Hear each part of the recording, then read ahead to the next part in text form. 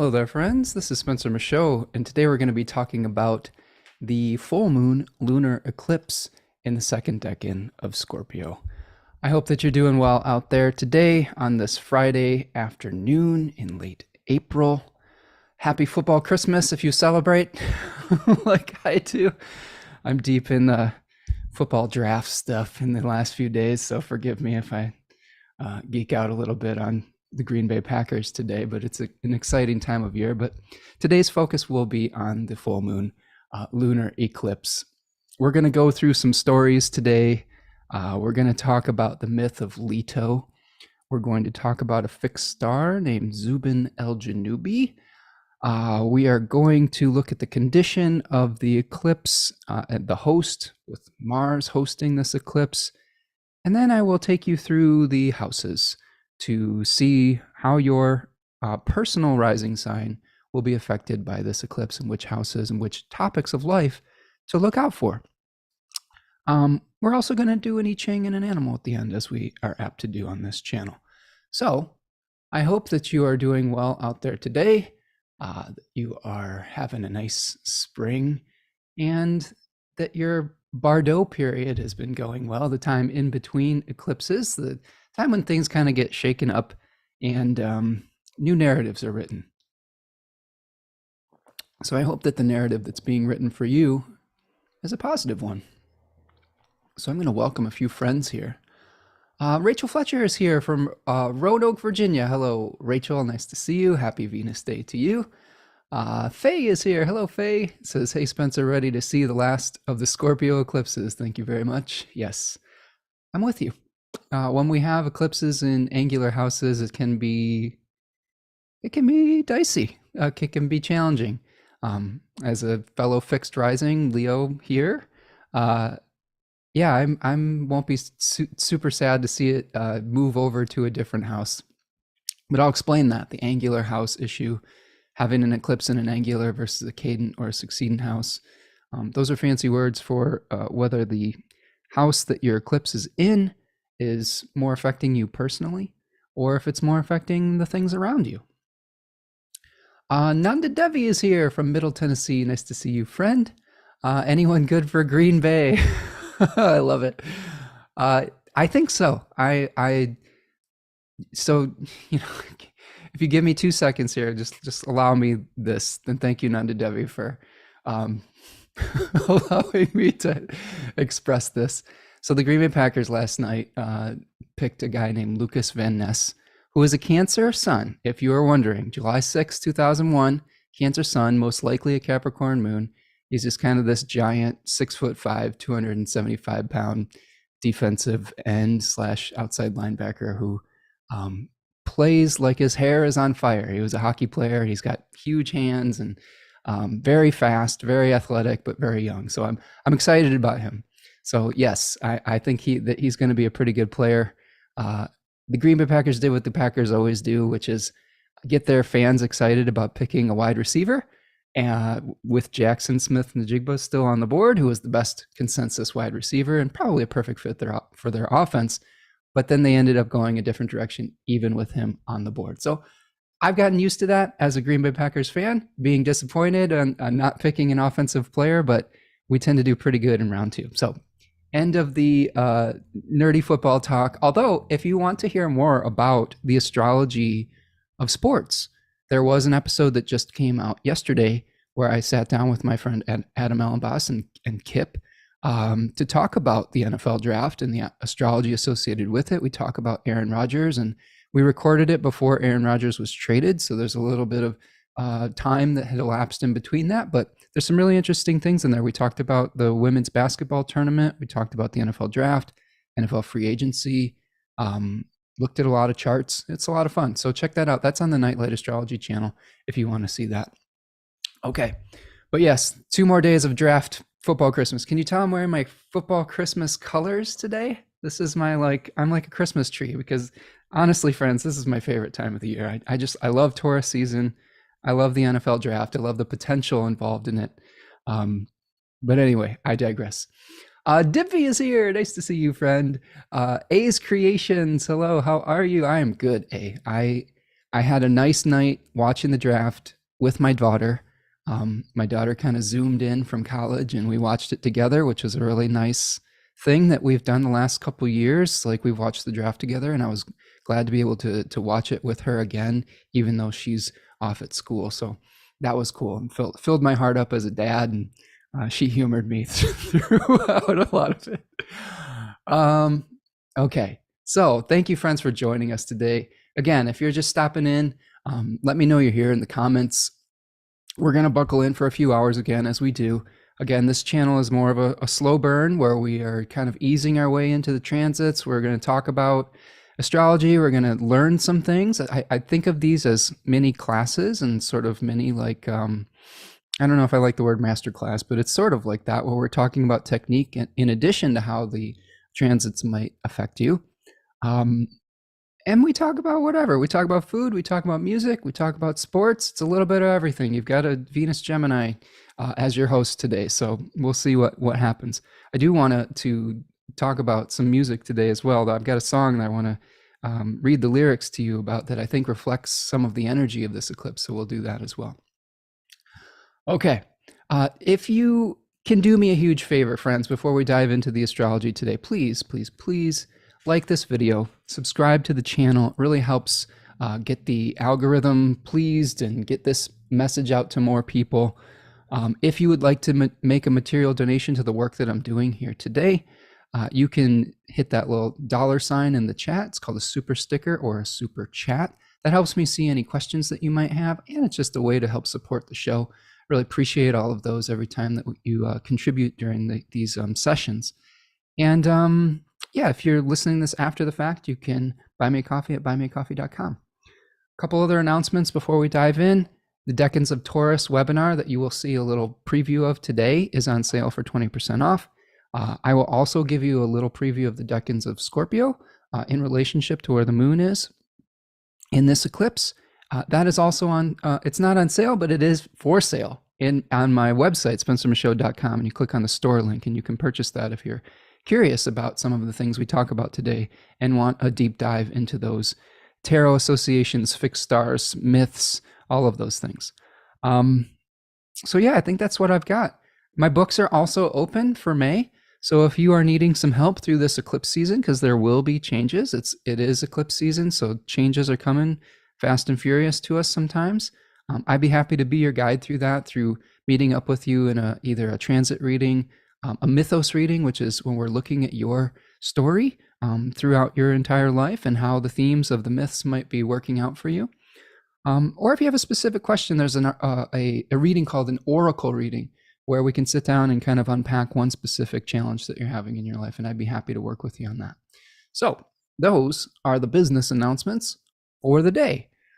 Let's see, looking through this chat again. Lynn says, hi, all, finishing some work as I listen. It's a lovely day in Vermont. All right, nice to see you, Lynn. And I think that you are listening to the Astrology of Sports too, so cheers. What football team are Vermont folks a fan of out there? What is that? Is that kind of close to New York? Are you guys like Bills fans, Giants fans? What's going on out there? Let me know. Since we're in the middle of football Christmas, aka the NFL draft, if you are a football fan, and I know there's not always an overlap with this, so again, give me some grace for something I just really enjoy. If you are a football fan, I know my friend Julene out there, Arizona Cardinals, did pretty well in the draft, I think, first day. Just let me know who you root for, and if you're excited about who your team is picking and the direction that they're going in, because I always like chatting with all of you about that. Okay, so let's start diving into some astrology. Some big picture thoughts that I have about this full moon lunar eclipse. Ooh, Nanda Devi says she's a 49ers fan. Oh man, they're pretty good. They're pretty good. And Lynn says, sorry. This is football. Football's on my brain today. Most people are Patriot fans here. Oh boy, I'm sorry. Patriots are so annoying, but they've had a lot of success, and you know, they got a great coach and a great tradition over there. So big picture thoughts on the eclipse. A full moon eclipse is usually one that happens near one of the nodes. In this case, it is the south node. And the south node is related to a myth in Eastern astrology or Eastern philosophy, or Eastern religious practices around a demon who had his head severed from his body. And the severed head that had tried to steal the elixir of life to become immortal, got some of it lodged in his throat, is the north node, which is called Rahu. And the south node is the severed body of this same demon or dragon, which is composting old things, releasing old things, and that is called K2. So this is an eclipse where the moon is close to K2, and we're going to be releasing things. So not only do we have an eclipse near the south node, we have an eclipse with the moon in Scorpio, which is not always the most comfortable place for the moon. It's in a sign that is related to release, related to compost, related to, deeply enmeshed emotional relationships, but for the specific purpose, I think, of distilling essence to be able to move on to a new form. So these are some of the things we're going to be talking about today. How are we going to move on from some deeply enmeshed relationships that are very emotional, that may be somewhat codependent, that may be kind of toxic, where maybe there's someone or something or some habit in our life that is, kind of unhealthy, and we need to reduce our dependence upon it. Doesn't mean that it has to necessarily die completely, but I think that we're looking for balance often at full moons in particular. So we're going to be trying to find balance on giving and receiving, and how much energy exchange we are going to allow ourselves in certain situations. So those are some of the big picture kind of like emotional energies of this eclipse. Think about as well that we're in the middle of Taurus season, and the second decan of Taurus, where the sun is, 14 degrees of Taurus, is really about generosity and giving material benefits and things where we're either receiving benefits or generously giving things. And that second decan of Scorpio, its opposite, is really, there can be some energetic vampiric tendencies where we're either taking too much or giving too much. And how do we balance those things out? So those are some of my initial thoughts on the eclipse. Okay, I'm just kind of checking in on the chat here. We'll try not to get too derailed with football discussion today, but yeah, Lynn is confirming the Patriots stories. Lynn also says she has a soft spot for the Bills, having watched them lose 4 consecutive Super Bowls. I don't have any one favorite team except whoever's playing the Cowboys. Hey, I'm with you there. I'm not a Cowboys fan. They're not America's team to me. But I like the Bills, and I have a soft spot for the Bills too. I grew up watching them get to the Super Bowl and not quite get over the hump. And they've got a really exciting young team with Josh Allen, and they picked a really good tight end. If you're keeping track, his name's Dalton Kincaid, and he's going to be, I think, a really good player. Okay, so a couple things, other things to think about with this eclipse. It's hosted by Mars, and Mars is, of course, the host of the sign of Scorpio, and Mars is in Cancer right now, which is a condition of its fall. So it is in a place where it is not the most excited to be in, just like the moon is in its fall in this eclipse. But what is interesting about this is that even though the moon and Mars are in houses or domiciles where they aren't super comfortable, the moon wants to create life. It wants to beget growth. And it's in a place of death. It's in a place of conflict. Moon wants to create peace. Moon wants to create comfort. And when it's in a place of conflict, it's a little bit challenging. And Mars wants to create conflict. And now it is being placed in the home of comfort, security, nurturing. And it's not super comfortable in that house. But they do have this secret condition, this special condition, I should say. It's called mutual reception. And Mars and the moon are exchanging houses. So Mars is in the house of the moon, and the moon is in the house of Mars. So despite those two planets being in places that they normally would feel uncomfortable, there is this circuit of exchange between them that might be leading to some kind of potential silver lining in this eclipse that will help us to get through some of the difficult challenges. So we'll try to unpack that as we go along. I will say Mars is finally going to be back in bounds in this eclipse, which is exciting because Mars has been out of bounds for months, like 6 months or something like that. So maybe we will start to release some of the anger or resentment or challenges that we've been experiencing over the last 6 months and kind of tie up some of those loose ends. I will say, though, that Venus will be out of bounds in this eclipse, and is out of bounds at the moment and will be until June the 1st. So our desires may be a little bit unorthodox during this period of time, and we have to watch our desire nature around this time. The moon won't be out of bounds, so that's good news, although it will go out of bounds shortly after the eclipse. Okay. Checking in with the chat. Steven the Jupiterian is here. I believe Steven's from San Francisco. I wonder if Steven's a 49ers fan too. Nanda Devi. I like the Niners. I mean, there's a rivalry with the Packers for sure for the last few years because the Niners have kind of owned the Packers in the playoffs. So a little frustrated with that, but I always liked Joe Montana and Steve Young and Jerry Rice, watching them grow up when I was growing up, and just their dominance, and that was a lot of fun. And they've got a really nice team out there. They do think I like Kyle Shanahan, the way he does things, their coach. Prudence is here. Hello, Prudence. Nice to see you, friend. Nanda Devi says, I'm not having any fun with Mars and Cancer opposite my natal moon. I would imagine not. That is a difficult relationship between Mars and the moon. And Mars can create conflicts within the home. So you see that you've got Mars in the domestic space that we would look to for comfort, and it can create domestic challenges. And the moon is going to be trying to seek comfort from crisis and conflict, which is not the best way to seek comfort. Okay, so let's take a look at the chart. Actually, first, we'll take a look at the chart first for briefly, and you'll just get a lay of the land, and then I'll show you some of my slides.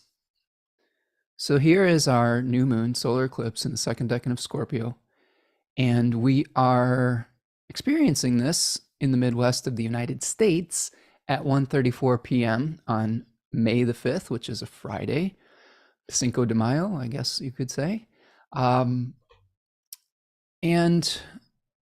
we have the sun in the second decan of Taurus, 14 degrees Taurus, the moon opposite at 14 degrees of Scorpio. We have the Mars as the host of the moon in a trine relationship to it. So that is another kind of good news, is that the host is in a trine relationship. If Mars was in a square to the moon, that might be more difficult. We also have the other malefic planet in a trine relationship. So we're not really seeing negative aspectual relationships from the malefics to the eclipse, which I always think is good news. On the flip side, we're not getting really any beneficial help from the benefics either. So I do think that there's kind of almost a neutral energy as far as benefic and malefic influences. And I think that there is going to be a little bit of struggle because of the condition of Mars and the moon. I think that there's going to be things that we need to let go of and release.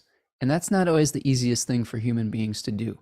But what I will say is that it is important in Taurus season to make room for the things that you want to nurture into fruition and to take care of to promote growth. So oftentimes we will have to get rid of the old growth from the previous year.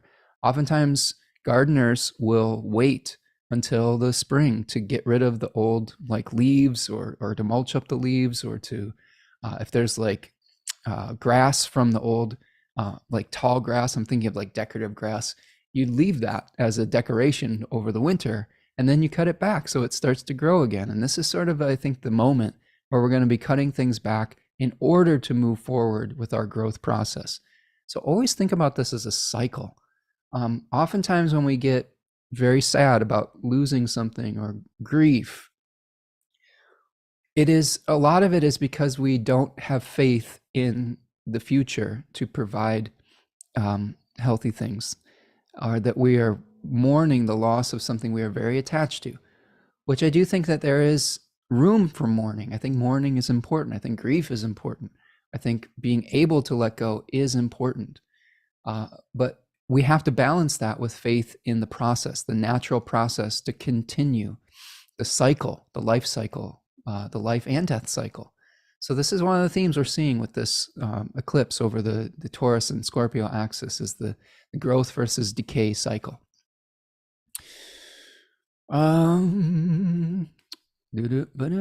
love all the football talk. Sorry to intersperse it if you're not a football fan, but Steven says, I believe that many will find the key they need to get past the Five of Pentacles moment. 49ers are okay. I'm a native New Yorker. Go Giants and Jets. Oh boy, Steven. Well, we can have some talks about the Jets and Packers. Just pulled off a big trade for Aaron Rodgers and how that might turn out. So it's interesting. Nanda Devi says, my beloved is a diehard Raiders fan with Garoppolo going to New York. I tell him they're a little 49er now. Yeah. Oh man, the Raiders. What an interesting franchise they are. It's interesting to me. Oakland's really had a tough time over the last few years. They lost the Raiders, and now I believe the Oakland A's, are their beloved baseball franchises, on their way to Las Vegas as well. So interesting times for the San Francisco, Oakland folks out there. And yeah, I'd be curious to see how that all turns out. Okay, so we've got an eclipse with Moon and Mars in its fall. Venus is out of bounds in Gemini. So Venus is the host of the sun. So the collective spotlight is on how we may give to one another, but there may be some choices that have to be made. With Venus in the third decan of Gemini, we are trying to figure out what is enough and what choices do we have to make so that we can let go of unimagined pathways to infuse life into our highest priorities. There's a sacrifice that needs to be made in the third decan of Gemini. We may feel like we're overthinking things, or we're trying to keep too many plates spinning. I think that this is a moment too where Venus is asking us, okay, you've explored a little bit with Venus and Gemini. Maybe you've even looked outside the box completely with Venus out of bounds. Now it's time to choose. Now it's time to make a sacrifice so that your most important priority can really grow and be nurtured into maturity. And shortly after this eclipse, Venus is going to move into Cancer to start smoothing out some of the domestic challenges that we've been going through, which I think is a really positive, going to be a really positive shift. Okay. Let's see. Anything else I'm thinking about just with this chart initially? And we're going to, like I said, we're going to unpack this chart pretty intensely over the course of the next few hours. But those are some of my initial thoughts. Mars in Cancer 3 brings us sometimes challenges of craving luxuries that are beyond our means. That decan has a specific energy of scarcity versus luxury. So an awareness that giving to either ourselves or to others excessively will take away from something else that we want to put energy into. It may also lead to some feelings of ennui or boredom, like where we want to get moving, but we have this feeling of like, oh, this just isn't bringing me satisfaction, this divine discontent. And we'll talk about some of the fixed stars, especially the fixed star that the moon is on here, Zubin el-Janubi, which is the southern pan of the constellation Libra, which was previously the claws of the Scorpion. So I think that there's some fun things to unpack with that. That fixed star really has a lot of themes of maybe giving too much and not receiving the right type of energy in return. So I think that's another thing to consider. Okay. Let's see. I'm just looking through, I mean, a very few minutes here. I'll look through the chat and see what we've got going on here. Stephen agrees that Mars in Cancer has been very emotional for this Cancer on the 8th house. Yeah. And you're right, Stephen. Mars will move out of Cancer finally on May 20th into Leo, which is probably a welcome change for many. Silent Murmur is here saying, you're wearing my favorite green jacket. Oh, well, thank you. We're back on the Friday schedule here today, so we're honoring Our Lady Venus with the green hoodie today. Okay. So what I'm going to do next is I'm going to stop my share, and I'm going to start with sharing Taurus Deccans first, just so you can kind of get a quick idea of where the sun is. So this is the second decan of Taurus, and this is from my Decans of Taurus webinar, which is a 3-hour webinar where we go over tarot, fixed stars, mythology, all of it. And this decan, again, we've talked about this in previous live streams. If you want a deep dive into this, I went into Taurus II specifically in the astrology of May. So one of the last live streams I did, if you want to get some more information on that. But quickly here, the themes are generosity, altruism, establishing a consistent rhythm. That's important because the spirit or daimon in this decan, which you can find in a fragmentary Hellenistic work called the 36 Heirs of the Zodiac, speak to the Horai, which were the goddesses of the seasons. So consistent rhythms are important in this decan. Now, Uranus is in this decan right now, shaking up our rhythms. So this is another thing we have to consider, is this eclipse is sort of close to Uranus as well. So our rhythms are being shaken up, and we may have to let go of some bad habits to establish some new healthy rhythms that the Uranus is asking us to do. So procreative unions. This is the point in the springtime where we've done the hard work of clearing the fields. We've broken up the soil in Taurus 1, and now the fields are ripe for planting. So you've got to plant at the right moment. You've got to nurture the things that are important to you by consistently showing up and putting effort into it, but not too much, right? Like, that's the thing about Taurus, is you're trying to balance out work and play. You're trying to balance out doing too much versus allowing nature to take its course. So these are all the things that we're getting, magnetized to with the sun in Taurus 2. So slow and steady wins the race here. Slow, steady, consistent energy. It is really about finding inner peace as well. I've been having conversations with my people in my family, friends, clients, about how do you establish a peaceful center around this period of time. And if you have prominent Taurus placements, especially if you have the nodal axis in Taurus and Scorpio, oftentimes people with a Taurus North Node, where the Taurus North Node is right now, but if you have this in your natal chart, it's important for you to increase maybe some self-reliance, to increase your ability to just relax a little bit and find that calm center within, and release crisis consciousness. I think this is really part of this eclipse here, is how do we get out of just feeling anxiety, bracing ourselves for the next crisis, perpetuating family traumas or generational traumas is a challenge of Scorpio 2. And with the South Node there, how do we start to release our attachment to having to continue that story? And I'll talk about that when we talk about Scorpio 2 and the story of Leto, because that story and that myth in particular is important for showing us the consequences of trying to perpetuate and release generational trauma. So questions you ask yourself with the sun in Taurus 2: what seeds are you sowing? What routines will support your growth?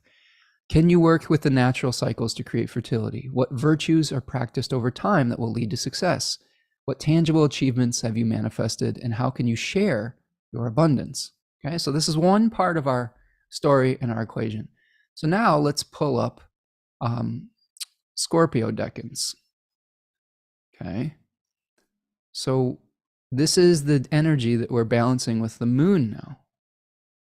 So here is the Deccans of Scorpio, and you can see that now we're dealing with the Six of Cups instead of the Six of Pentacles. And this card is, it's interesting to me because T. Susan Chang, who I really respect and love, her book 36 Secrets, she talks about this card specifically as one of nostalgia, the golden hour. Think of it as the setting sun. It is a solar decan. So we have a lunar decan with Taurus II. Okay, that's the ruler of that face or that 10-degree section. And here we have a Scorpio decan ruled by the sun. So we're always shining the light of awareness on something when we have a solar decan. Here we're having an awareness of memories. And those memories can be of the good things in life, or they can be of challenging things in life. Nostalgia, she describes in her book, roughly translates into with two Greek root words to the pain of return. So even if we have a positive memory, it may be painful, like a mixture of pleasure and pain when we're going back and revisiting some of those things. So this eclipse may also be about revisiting our family histories, positive memories, interesting relationships, but not permanently. Just as the sun is setting at the golden hour, it will soon set.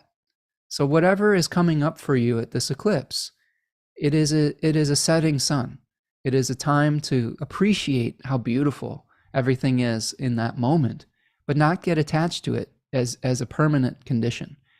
You glean the essence out of it, right? This is really what Austin Coppock talks about in his book, 36 Faces, is how do we come together in deeply enmeshed emotional relationships to distill and combine our essences.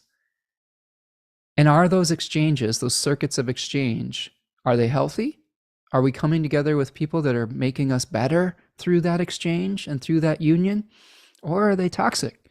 Are we exchanging poisons? Are we in relationships or habits or situations that by becoming deeply enmeshed in them, we may be not manifesting our best or higher self? This is very true in a lot of relationships. Not every relationship brings out the best in you. In fact, some relationships bring out the worst in you. And we have to be strong enough to recognize that and to eventually move on from them so that we can and learn something from them so that the next relationship that we have is more healthy. Okay. Looking at the chat. Let me see here. Plenty of Illis J is here. Welcome, friend. Plenty of garden cleaning on the docket for the next week or so. Me too. I'll tell you, I've been working pretty hard on my garden, but mostly it's been clearing out old sticks and vines and poison ivy. I'm trying to get rid of the poison things in there, and I've been working so hard. I haven't really been taking my own advice. I get really obsessed with it when I get out there. When I get started, it's hard for me to stop. I've been having really sore shoulder after I have some shoulder injuries from some old baseball injuries, and holding a chainsaw for 4 hours in a row and bending over and picking up things and digging can create some inflammation in that area of your body. So I've been taking a break the last day or so. So remembering when to rest. If your body is telling you to rest around this period of time, it's good to listen to it. Illis J says, de facto Dallas Cowboy fan here, but you know me, it's all about the fashion and the gear. Yeah, Illis J's probably got a capsule wardrobe of Cowboys gear. Like, oh boy, the Cowboys. What did the Cowboys do yesterday? I think they were in the market for a tight end, but I can't even remember who they took. I can't remember who the 49ers took either. But if you know who your team took, put it in the chat here, and I'll comment on them because I do a lot of draft work, research. KP 1231 is here from Cleveland. Hello, friend and Browns fan. Who did you get? I don't even know if you have any draft picks anymore if you're a Browns fan, because I think you traded all your draft picks for like the next decade for Deshaun Watson, quarterback. Silent Murmur says the leaves are finally returning to the trees outside of my windows. Okay, nice. Yes. Spring is really getting into full swing here, even though the weather's been a little bit up and down in the Midwest, as it usually is. But yes, there's lots of flowering trees, lots of leaves coming out. It's really a beautiful time of year that I enjoy. Prudence K says, Pluto at 16 degrees Scorpio, 6th house, and Mercury at 16 Taurus, 12th house. Feeling this very much. Oh, yeah. Well, Prudence, you're going to have this hitting a few of your natal placements. So we'll try to unpack that for you when we get to the eclipse through the houses and help you with some of those themes. Chandrika Galbax. Sorry, I don't know if I'm pronouncing your name right. Welcome. This is a new name. Says, hello, Spencer, for tuning in from Oregon, Hungarian by birth. Wow. All right. Welcome, friend. I love your voice, your knowledge, and your style of delivery. Listening to you, I fall into a state of calm receptivity. Much gratitude. Well, that's a nice comment, friend. I am glad that you're here with us today, and I'm glad that I'm helping to bring a little bit of peace into your world. So welcome. Silent Murmur is telling us to be sure to wear my long gloves to avoid strep soil bacteria. That's good advice, especially around this eclipse. You always got to have your gear. Okay, so back to Scorpio II. And keep these comments coming. Do me a favor, friends. Like the video, subscribe to the channel, subscribe to my newsletter if you haven't already. That's a great way to find out when I'm going live again. Sometimes I kind of am late to promote these things just because I get busy with client work and research and other things. And sometimes I won't promote it until a day or two beforehand. That's a great way to keep in touch with when I'm going to go live again. So let's ask ourselves some questions about Scorpio II and the moon here. So themes of distillation, emotional intimacy, nostalgia, shining light on the darkness. Okay, we'll talk about Leto here in a second, the themes of light and darkness. The golden hour, a chemical transformation.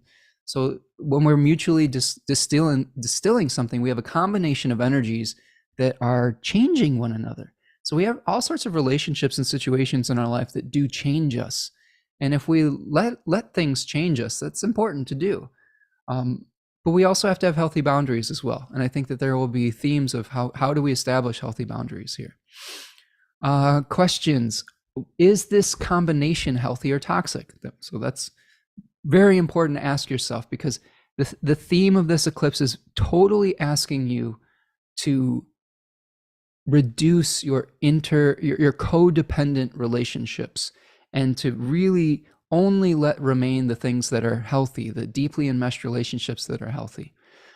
Is giving and receiving balanced?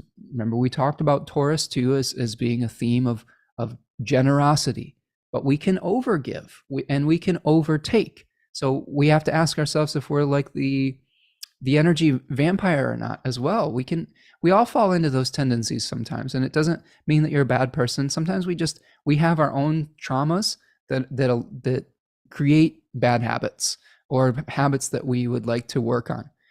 So if you have fallen into those habits due to some of your own generational trauma, it's okay. It's becoming aware of it and trying to transform it and move forward is important. So how can you distill experience back into essence?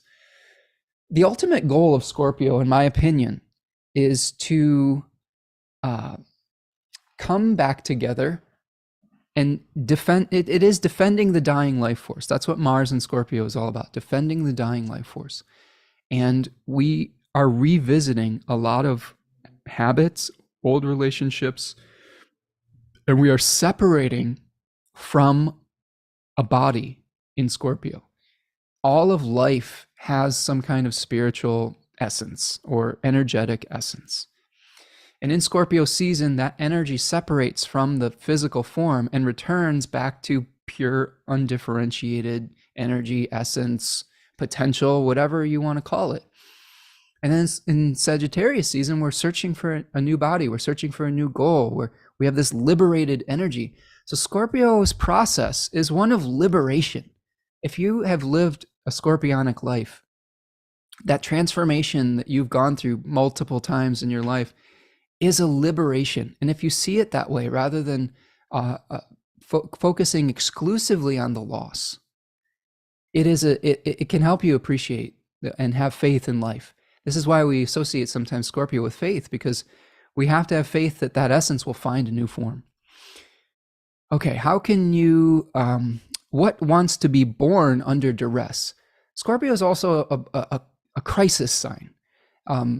Scorpio placements can seem calm on the surface, but underneath there's like a whirlpool of emotions. There is almost a volcanic energy to this sign, and they are very good in crisis situations, and they may find themselves in intense crisis situations.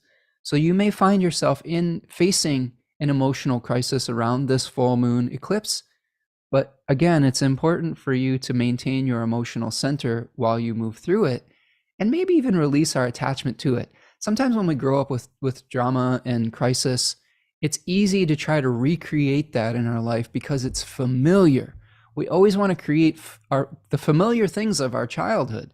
And if you had a really kind of toxic or challenging childhood, it's very easy to repeat those patterns. So we're going to ask ourselves, how can we change that narrative? How do we release those old patterns? How do we release the addiction to dramatic situations, crisis consciousness, intensity? Oftentimes, if you grow up with trauma, you'll feel yourself easily bored in situations that are actually pretty nice and peaceful.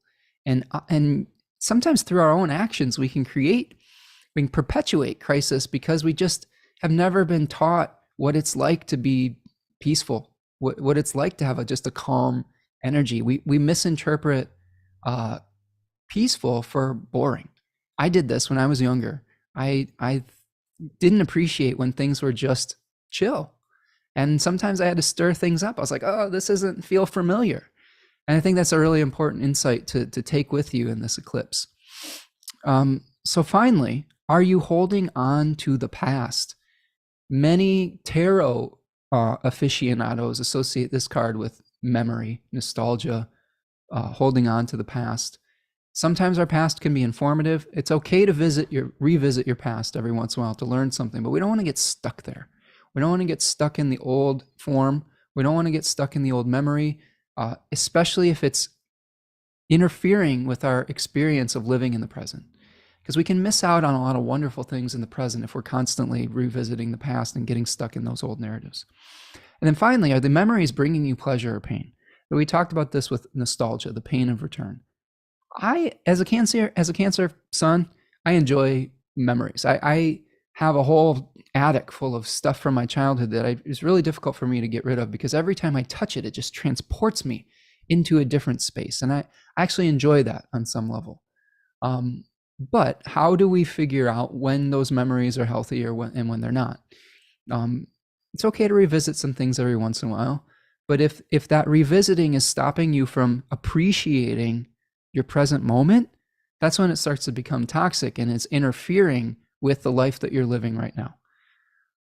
Like I did this the other day. Like I went on a little memory lane trip. I think it's a really interesting story that incorporates kind of some parts of what we've been talking about today with sports and memory and astrology. I think I pulled this card as one of my daily tarot cards. I pull two cards. I pull a card of the day and then like a personal card, just how to work with that energy. And I think I pulled the Six of Cups, and it triggered me wanting to go see what the city, Rockford, Illinois, that I grew up in from about age 6. I don't know. I think I was around 5 years old and when I moved to Rockford, Illinois, and I was there until about age 14. And I lived in this place, in this apartment with my dad that was in the middle of a cornfield. And I was like, I wonder what it looks like now. I wonder if it's all developed or something like that. I was revisiting it via Google Maps, and so to my surprise, it was still in the middle of a cornfield. They hadn't developed it. And that took me on a journey of like looking at some important places that I visited in Rockford, Illinois, like the ice arena that I played hockey at, the elementary school that I went to, the middle school, and just kind of getting a visual on it to see what it would spark. And there is an elementary school that I went to called Bayer Elementary. I believe it's now called Bayer Early Childhood Center, that I went to for like a year and a half or something. And I was noticing that there was a big baseball field right next to the elementary school. And I zoomed in on that. And I was like, that's interesting. Like, because it was a landmark on Google Maps. And it ended up being the stadium that hosted the Rockford Peaches. So if you're familiar with the Rockford Peaches, that is the baseball team from the movie A League of Their Own, which was a women's baseball team in a league that was formed during, I believe, during the height or the end of World War II, when a lot of the men had been sent away to war. And it was a really interesting league. You could see that story in A League of Their Own. But I went to elementary school right next to this field. And what was funny to me is that this was before the movie came out. The movie came out in 1992, and I believe I was going to that school, in 1989 or 1990. So it would just been a crumbling, structure. But I think that fits, because the song that kept popping into my mind was Madonna's "This Used to Be My Playground" from that movie. This used to be my childhood dream. This is a very Six of Cups energy to me. And I literally probably went out and played on that playground that was a very famous playground, which is interesting.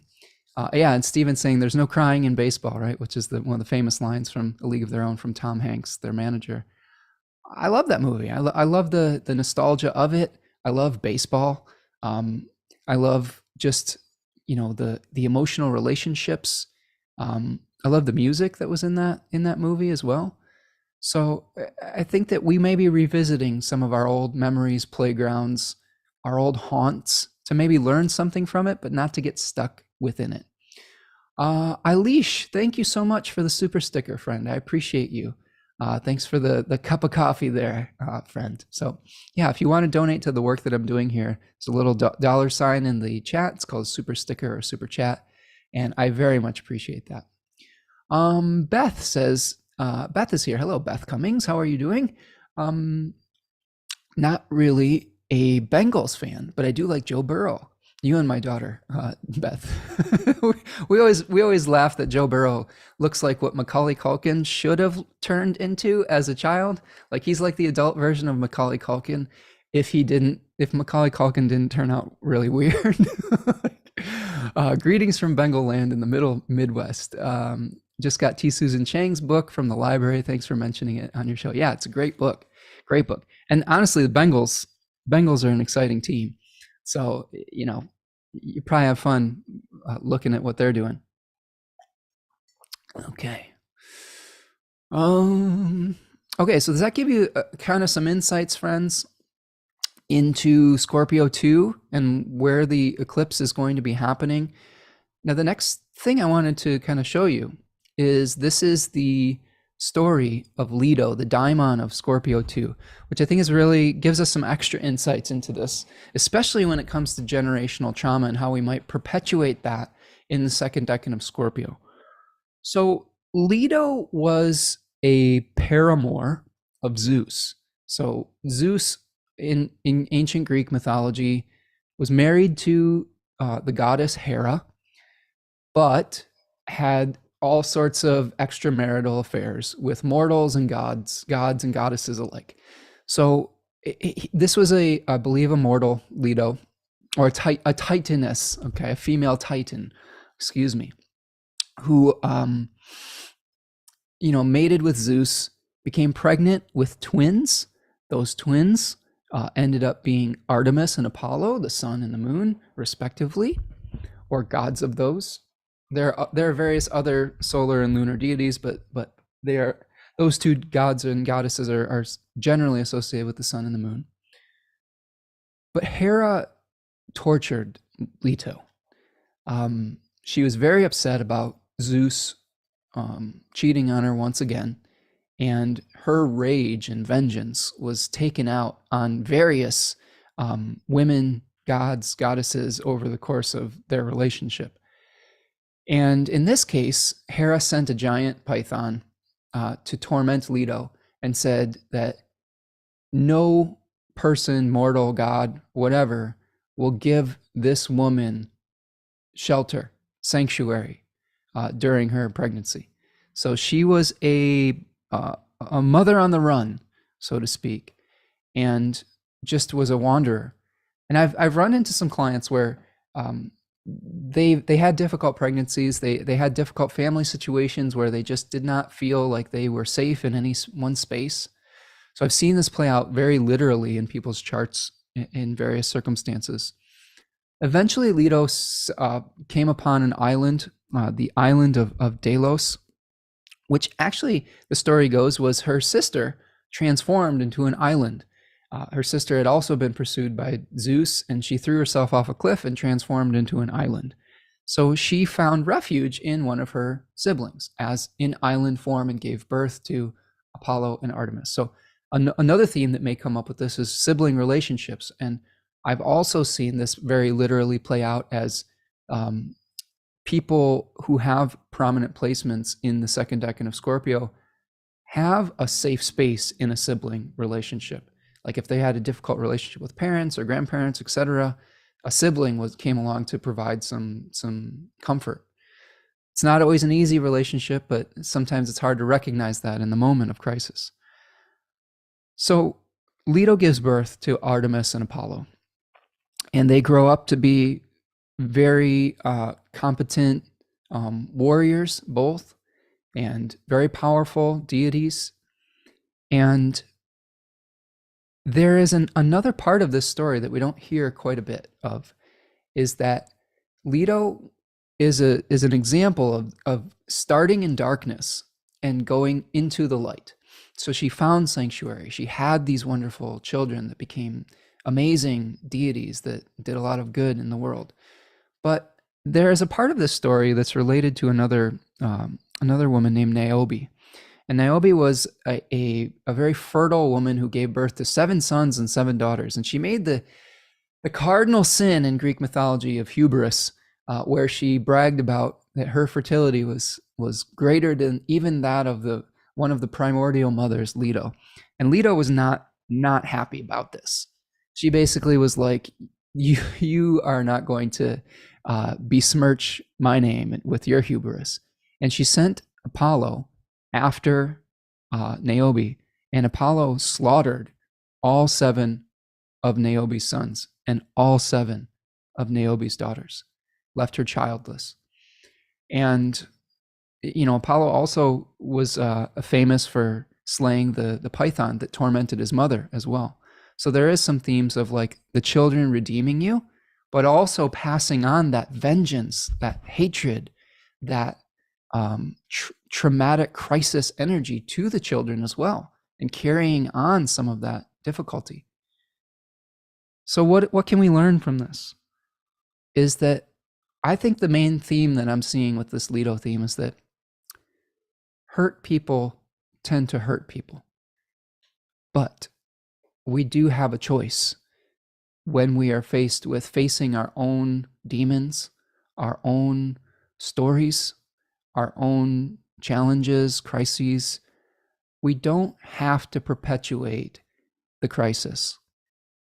If we shine the light of awareness on the patterns that we have inherited and the patterns that we are either perpetuating or composting. Again, you may not have been able to choose your parents. You may not have been able to choose your childhood and your circumstances. But what you can choose now are the circumstances that you find yourself in today. And I don't just mean like, yes, you may have children that you have circumstances or whatever, but you can choose how you parent. You can choose your character and your integrity, and whether you are going to continue on some of that pain or whether you're going to let it go and choose a different path. It's so important. And this is, I'm speaking from experience. I had a mother who had a difficult mother herself. My grandmother had probably some undiagnosed mental health challenges that were very toxic. And a lot of her actions were in service of her looking good rather than doing the right thing. And it caused a lot of trauma for my mother. And then my mother ended up being somebody who was confused and had a lot of difficulty just living day to day. And eventually I went to go live with my dad when I was 5 years old. So there was an abandonment challenge around that. And I want to thank you, Chandrika, for your super chats. Thank you so much for your donations today. So I experienced the abandonment of my mother at age 4 to age 6 or so. Like, I didn't see my mother for 2 years. And it created a lot of challenges, emotional issues, a lot of fear. I had many different step-parents growing up, and a lot of different environments that I had to adjust to. Not all of them were healthy environments. I had some violent step-parents as well. So there was violence in my home growing up. And I was faced with similar choices as a young parent. I became a young parent at 23 years old in a relationship that wasn't very stable, and had the opportunity to continue that generational trauma of abandoning a child. But here's the thing: when you know when something like that, what it feels like, you can hopefully find the inner strength to make a different choice. And I had to work very, very, very hard to remain a part of my daughter's life in a very difficult circumstance. I had a very challenging co-parent that had some of their own difficult life circumstances and challenges, and we didn't have a very peaceful relationship, and it took a lot of inner fortitude to work through that situation. And the good news is that my relationship with my daughter today remains good and strong and healthy. And I made a different choice than my mother did. I stuck around, and I hopefully provided her with the support that she needed at difficult times in her life. I became a single parent when my daughter was a teenager, and had to kind of take over for her mom, who was having a lot of life challenges of her own and couldn't continue to be a healthy parent. Her situation wasn't healthy. So I think that feels like a very redemptive story. But the point of it is that because we experience suffering, we know what it's like to suffer. And when we know what it's like to suffer, that's when the choice comes in. Because do we perpetuate the suffering? If we know better, that to me is the ultimate failures. If you've suffered and then you continue to perpetuate that suffering, even if you know better. Now that doesn't mean that you're going to be able to avoid hurting people in your life. We all fall short of the glory, okay? But at least trying to change those patterns and those cycles is really commendable. And I think that if you're going through something like that in this eclipse, it's kind of a one day at a time. You don't unravel years and years and years of generational trauma with one act, with one day, with 1 week, even with 1 year sometimes. Okay? So this is where the beauty of Taurus comes in, when we are increasing our peaceful, consistent, fertile energy, where we're saying, you know what? I'm just going to show up today. I'm going to show up and do as much as I can. It might not be perfect. I was not, for those of you wondering, I wasn't a perfect parent. I definitely have my challenges, okay, as a parent. But if you just keep showing up and keep trying and keep aspiring towards being the person that you want to be in your familial relationships, that alone can shift so much. Effort is something that I think is really important. I don't think children especially are not going to expect you to be perfect, but I do think that it isn't unreasonable for them to expect you to make an effort. And I think that they can tell, okay? So I know this is sort of child and parent focused, but we're all children of somebody. We're not necessarily all parents, although you can be a parent of a fur baby, you can be a parent of a plant baby. There's all sorts of ways to nurture things. There's all sorts of outlets for your own generational trauma to wreak havoc in your life, or for you to heal it, even if you aren't a parent moving forward. But I do think that there are some themes, especially with Mars and Cancer, family history type stuff. All right. So, does that give you some ideas about Leto? Leto started in darkness, came towards the light, but returned to darkness. She chose to perpetuate that vengeance and hatred that she experienced from Hera, even knowing better. And that's that's part of the tragedy of Leto's story. But I'm here to tell you that you don't have to perpetuate that. And only by, I think sometimes it takes enormous courage and strength to choose a different path. And oftentimes that different path comes from, you don't necessarily have to get involved in some of these situations. Sometimes just taking a break, taking a time out, being kind, having grace for somebody, practicing forgiveness, sometimes letting go of an old form. Not every traumatic relationship has to necessarily be healed 100% or revisited. Okay, like sometimes there are situations where you may be the most, I don't know if enlightened's the right word, but you could be trying your hardest, and that situation still may not heal itself to the point where you have the mother, the sister, the child that you dream of, and that's painful. And that's something I've learned from my family too. As much effort as you put into something, that doesn't guarantee that relationship can be fixed. Okay, so, and that's not a failing on your part if that is the case in your life. There are just certain situations that are disconnected, and it helps you to appreciate the good relationships that you do have in your life. And that I think is the shift. Okay. All right. So let's move forward to the fixed star that I think is important in this story, and that's Zubin el-Janubi. Zubin el-Janubi is at 15 degrees of Scorpio, so very, very close to this eclipse. This eclipse is at the very end of the 14th degree of Scorpio.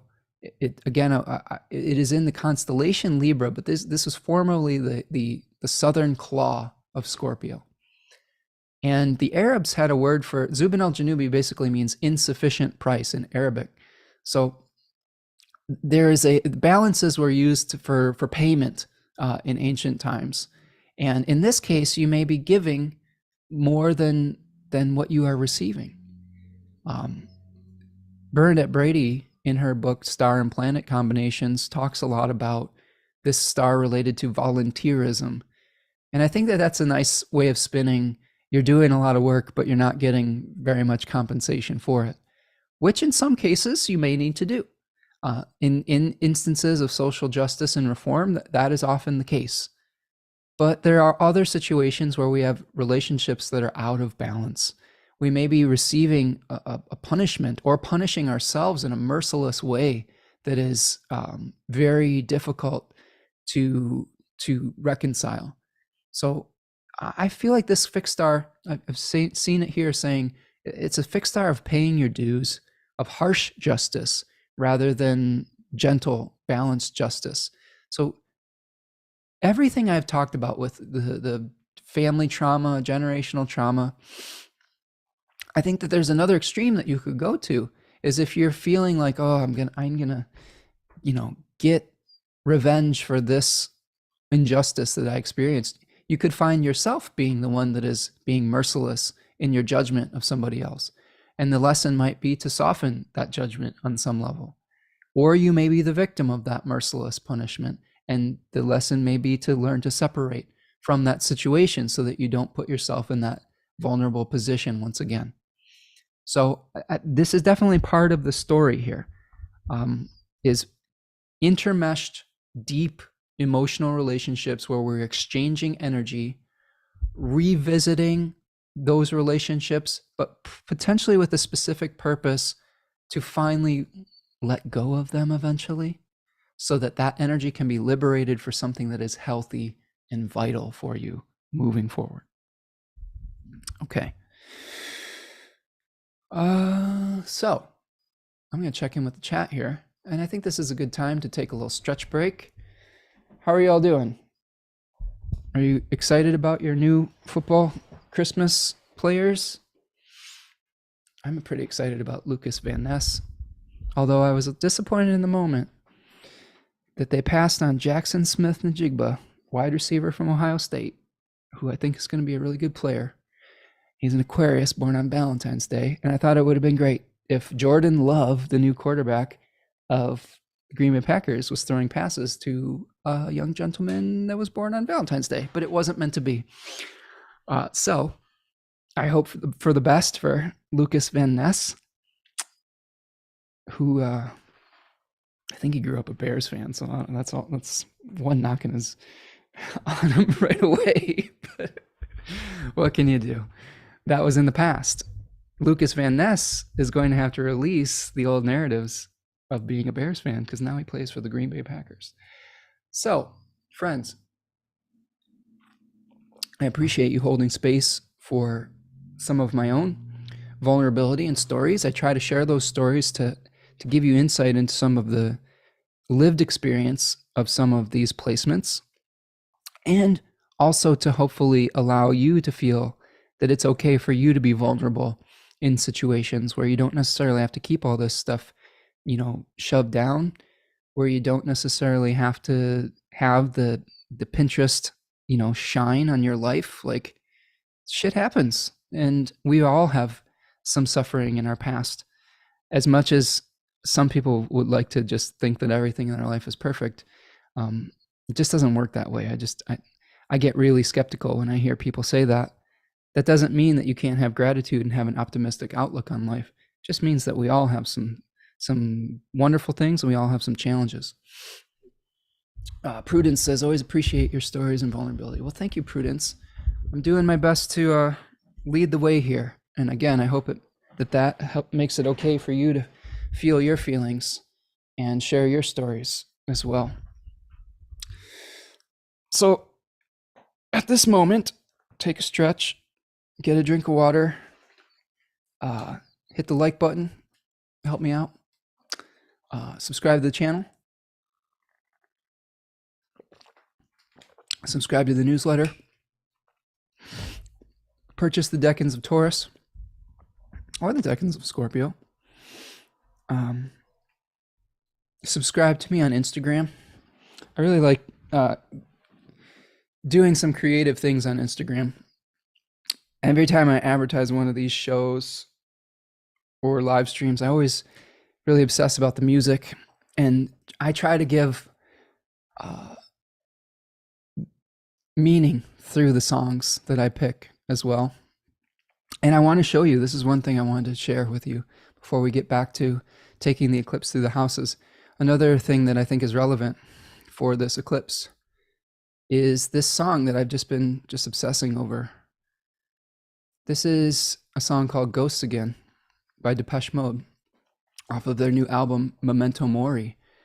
And I use this in my my reel on Instagram to advertise this eclipse today, or this eclipse show live stream, because I just think it really does capture the essence of it. I'm just going to read this to you. This is Dave Gahan and Martin Gore of Depeche Mode. I just love this song. It's just really, it's really touching me in a deep emotional space. Dave Gahan says, wasted feelings, broken meanings. Time is fleeting, see what it brings. Hellos, goodbyes, 1,000 midnights, lost in sleepless lullabies. Heaven's dreaming, thoughtless thoughts, my friend. We know we'll be ghosts again. Sundays shining, silver linings, weightless hours, all my flowers. That whole chorus right there is very Six of Cups. There's an exchange of flowers in that card in particular. Sunday shining, we've got the golden hour, the solar Deccan. This is a very Six of Cups song. A place to hide the tears that you cried. Everybody says goodbye. Faith is sleeping, lovers in the end. Whisper we'll be ghosts again. Heaven's dreaming, thoughtless thoughts, my friends. We know we'll be ghosts again. Faith is sleeping, lovers in the end. Whisper we'll be ghosts again.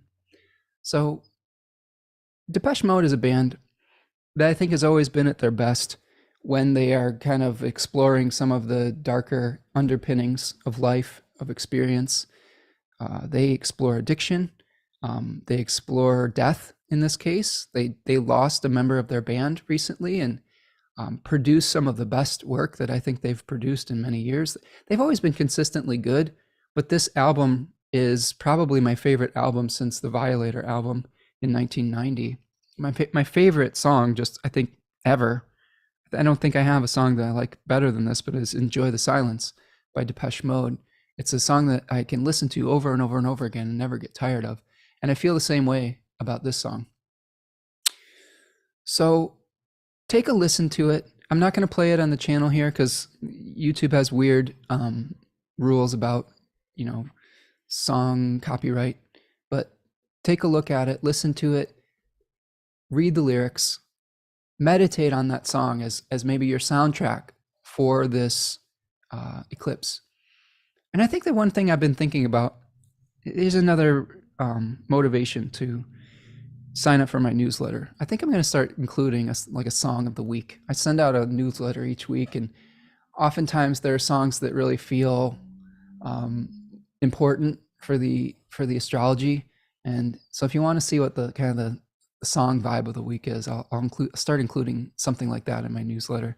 I've been thinking about including more musical explorations in my work as well, and starting to revisit that, kind of creative part of myself that has been dormant, I think, since the pandemic started. My music and my creativity, it's expressed in different ways, but it's lied a little bit dormant, and I want to awaken that again. So I hope that was I hope that those lyrics have been affecting you the same way that it have me. Just really, everything about that song is just intense and awesome. So let's go back to the chart.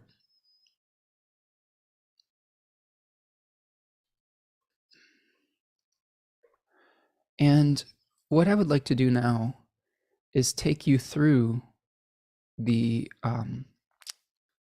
rising signs. So my friend Julene tried to help me figure out how to do this in a way where we could look at all of the charts in one thing. And I'm going to actually try something here where Astro Gold is a little bit weird, where this is how they show you the charts in different spots. Only problem with this is that they're super tiny. So what I'm going to do, that's not what I want. I'm going to try to share. There's like a PDF that you can make of this. All right, can everybody see that? I want to make sure that you can see it. And I'll go through the houses here. It's a little bit blurry in comparison, but here is the Aries. Hold on. There it is. Here's the Aries rising chart. And I'll see if I can make it just like one little thing here. Thanks for bearing with me. Just trying something new here, and it's always kind of it's always an experiment on some level. So here you can see the Aries rising chart that is of the eclipse.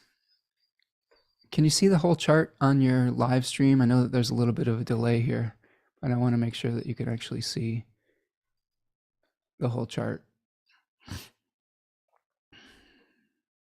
I think you can. Okay, Nanda Devi's giving me the thumbs up, my Virgo friend. All right, so what we're looking at here is the eclipse for Aries rising. So a couple things we're going to look at. First of all, we're going to look at the two houses that the eclipse is happening in. And we are going to, hold on a second, I don't know what happened there. Thanks for hanging in there with me for my my Mercury retrograde experience here. I don't know where this little thing came from.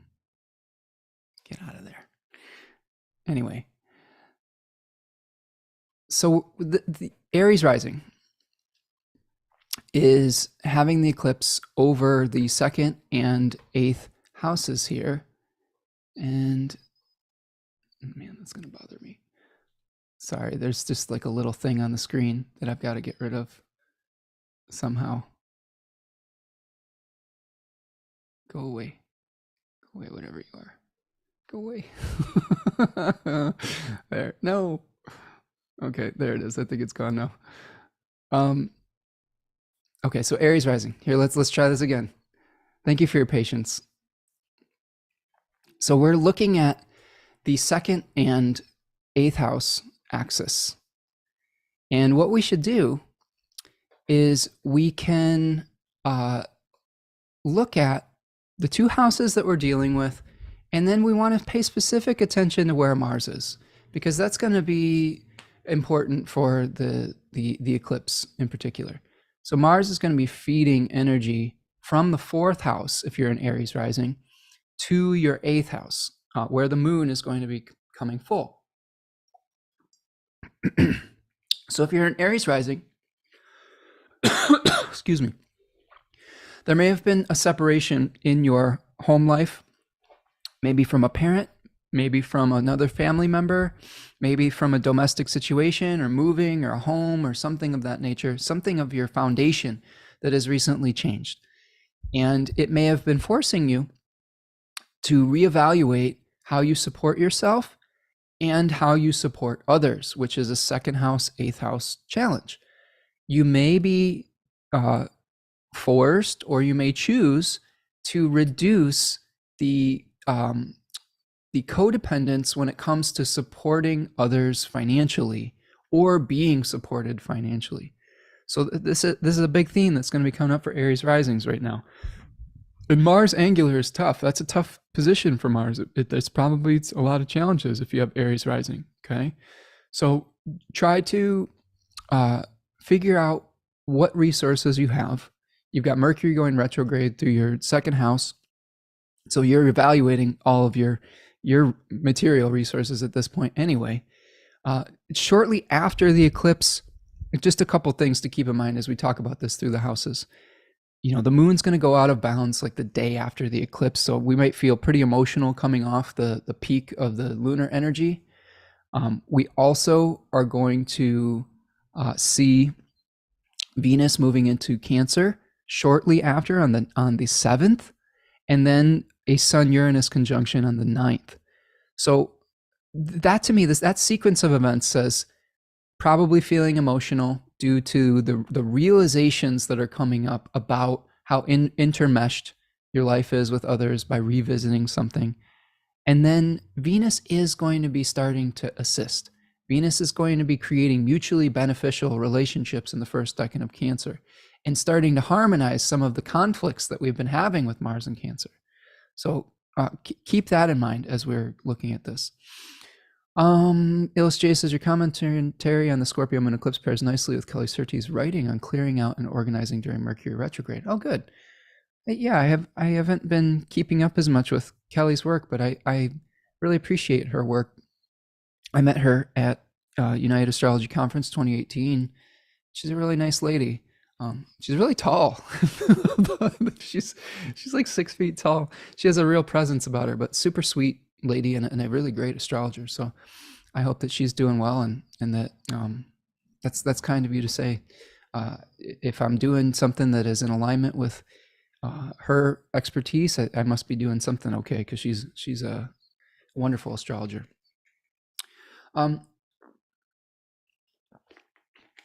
Just the other thing to think about is that Saturn is, aspecting this by trine. So there's sort of a reevaluation of finding meaning through solitude. So a lot of Aries risings right now may be wanting to go off into their own, imaginations and take some time out. There may be some losses in your family that are causing you to say, you know what, I just need rest. I need some solitude. I need to reevaluate my sources of support and my sources of how I take care of myself. Okay, so that's Aries rising. I'm going to go a little bit quicker through some of these today because I need to get back to my draft coverage, folks. If I'm being totally honest, I shouldn't be. But there's so much, like, my brain just wants to talk about football right now. I got to get ready for rounds 2 and 3 tonight. I'm a ridiculous person sometimes. So here is Taurus rising. Now, what I was talking about earlier is that when we have eclipses over angular houses, you're going to feel this more intensely personally.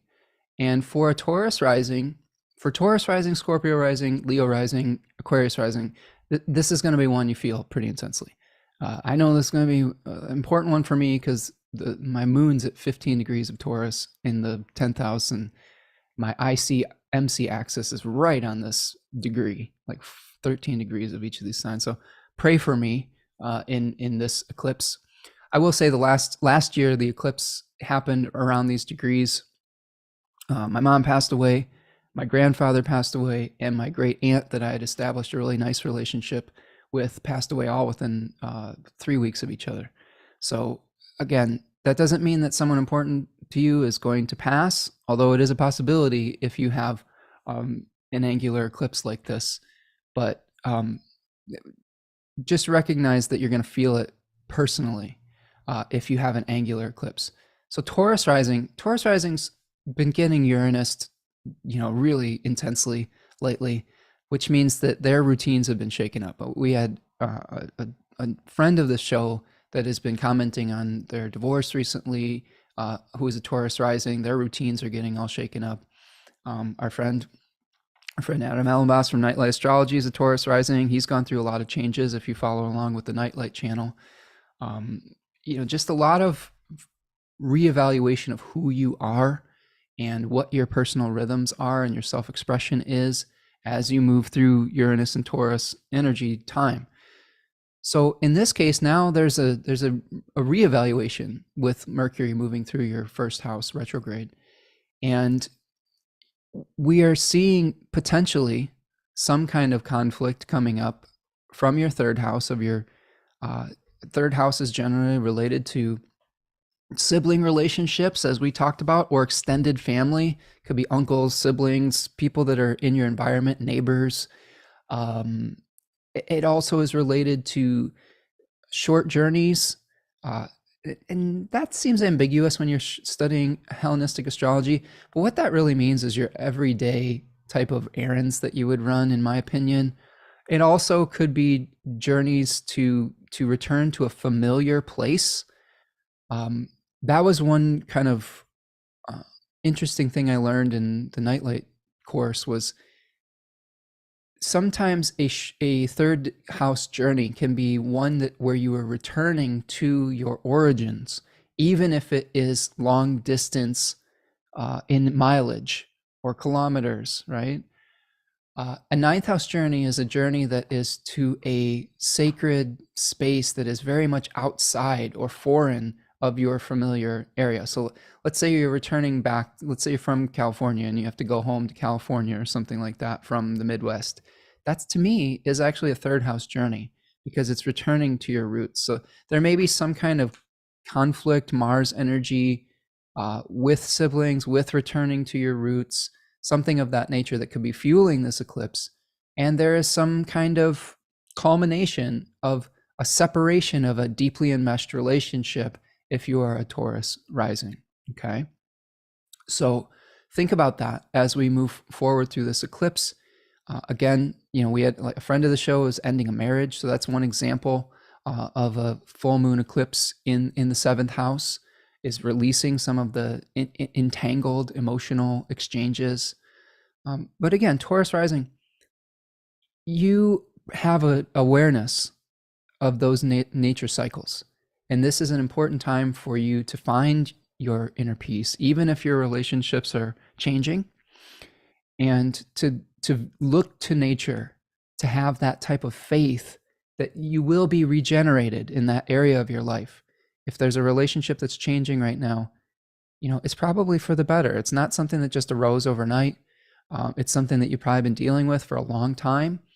And by reducing your dependence on it, you're creating space for more inner peace, more independence, and maybe even potentially a different type of relationship moving forward. And that can only, I think, be healthy, especially if you've been dealing with a toxic one. So that is Taurus rising. Again, there's some reevaluation of your participation within groups again. When we're changing our relationships to some of our personal relationships, that can affect our friendships too, and the groups that we're a part of and our communities. So that may be another part of this equation. Okay, so let's go to Gemini rising. So here's Gemini rising. And here the eclipse is happening over the 12th house, 6th house axis. And we have Mars hosting from the 2nd house. So this is a situation. Whoops. Mars is providing for the moon. I want to make sure I get that right. There we go. This is a situation where there might be some questions about your work versus your rest. There may be some health challenges that are going on that are coming to a fruition. This could be something where your body's just feeling a little out of whack, and you're really focusing on your self-care and solitude, but there may be some things that are pulling you away from rest at this point. And which of those things in your life are pulling you away from that sense of peace and rest? Which habits in particular, which health issues are coming to fruition? Mars is in your 2nd house, so there could be some financial issues that are causing you to feel a little bit of stress and anxiety. But this 2nd house is also related to the food we eat, in my opinion. It's everything that supports you. So this could also be something where maybe changing your diet or something of that nature, or changing some of the habits about what you take in as nourishment, whether it's intellectually, physically, or spiritually, could be something that helps you set you on the right track. As a Gemini rising, you have Venus in your 1st house right now, trying to smooth things out, show you the value of your choices. And the financial hardship is probably going to start shifting as Venus moves into your 2nd house. That's starting to smooth things over a little bit. It makes a trine with Saturn and Pisces. So you've got a lot of responsibility on your plate right now with Saturn in the 10th house, but Venus is coming to the rescue, I think, eventually here. And I think that it will be beneficial for you coming soon. So take it easy, rest, try not to get too lost in the things that are out of your control, which is very much a 6th house challenge. There may be challenges getting things done because the 6th house also pulls us away from the completion of the 7th house. I often recommend with 6th house stuff, it's the journey, not the end of the road, not the goal. Another favorite athlete of mine, Giannis Antetokounmpo, just experienced a very difficult end of his season. A reporter asked him about if he considered the season a failure because they didn't advance, and he got a little annoyed because he's been asked that question before. But then he had this really enlightened response about there's no failures. There's not every season that doesn't end in like a championship is not necessarily a failure. It's part of a journey. It's part of a process. And I think that 6th house is very process orientated. So coming to appreciate the process, I think, is important. Okay. I'm just looking through the chat here. Hey, Nancy's here. Hello, Nancy. I've been having connectivity issues. Okay, well, I'm glad you're here now. Mercury retrograde, we're going to have that every once in a while. All right. Yeah, and Nanda Devi says, that's a lot of goodbyes. It is. Referring to just losing. And you know what the funny thing was, Nanda Devi, it was all on my mom's side of the family. It was my mom's father that passed about 2 weeks after my mom passed, and then my mom's aunt that passed a few weeks after that. So there was, there was a whole chapter closing in that side of the family. And to be honest with you, that's the side of the family where a lot of the trauma came from, and generational trauma, and where it was a lot more unhealthy. my dad's side of the family has their challenges, but they're mostly functional. So it's just interesting to be released from that during an eclipse energy. And as much as I'm mourning their loss, it is also a liberation as well. So keep that in mind. And I'm very grateful for the relationships that remain, like my dad and my daughter and my partner and other parts of my family. Loss can help magnetize and energize you towards gratitude. Okay, so that is Gemini rising. Let's move to Cancer rising. We're going a little bit quicker through it today. So there's Cancer rising. And with Cancer rising, I do like this. This is the sheets function where like they're the sun sign chart things. And this is kind of nice because then you don't have to, the exact degrees of the eclipse remain the same. But for Cancer rising, the eclipse is happening over the 11th and 5th house axis. And we're having Mars in the 1st house.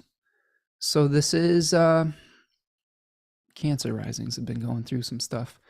A lot of my Cancer rising friends, clients, and associates have been trying to expand their exposure in the world, whether through a job or through something that's important to them. Their visibility, I guess, would be a better word for it.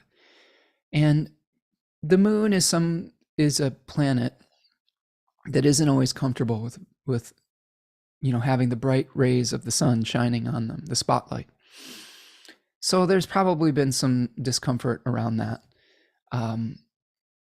And you can see also that Mars is going to be moving into a square with Jupiter here too, eventually. When does that perfect? That was a piece that I didn't quite get. When's the Mars-Jupiter square? I believe it's not after till these planets change signs, though. In May. I don't think that there's a Mars-Jupiter square in Aries and Cancer, because I think that Jupiter will already be in Taurus before it squares Mars in Leo. So that'll be interesting. But with Mars in the 1st house, you probably have either more energy or less, I guess, because you're trying to get some stuff done. You're not able to take things at the leisurely pace that you've probably been used to.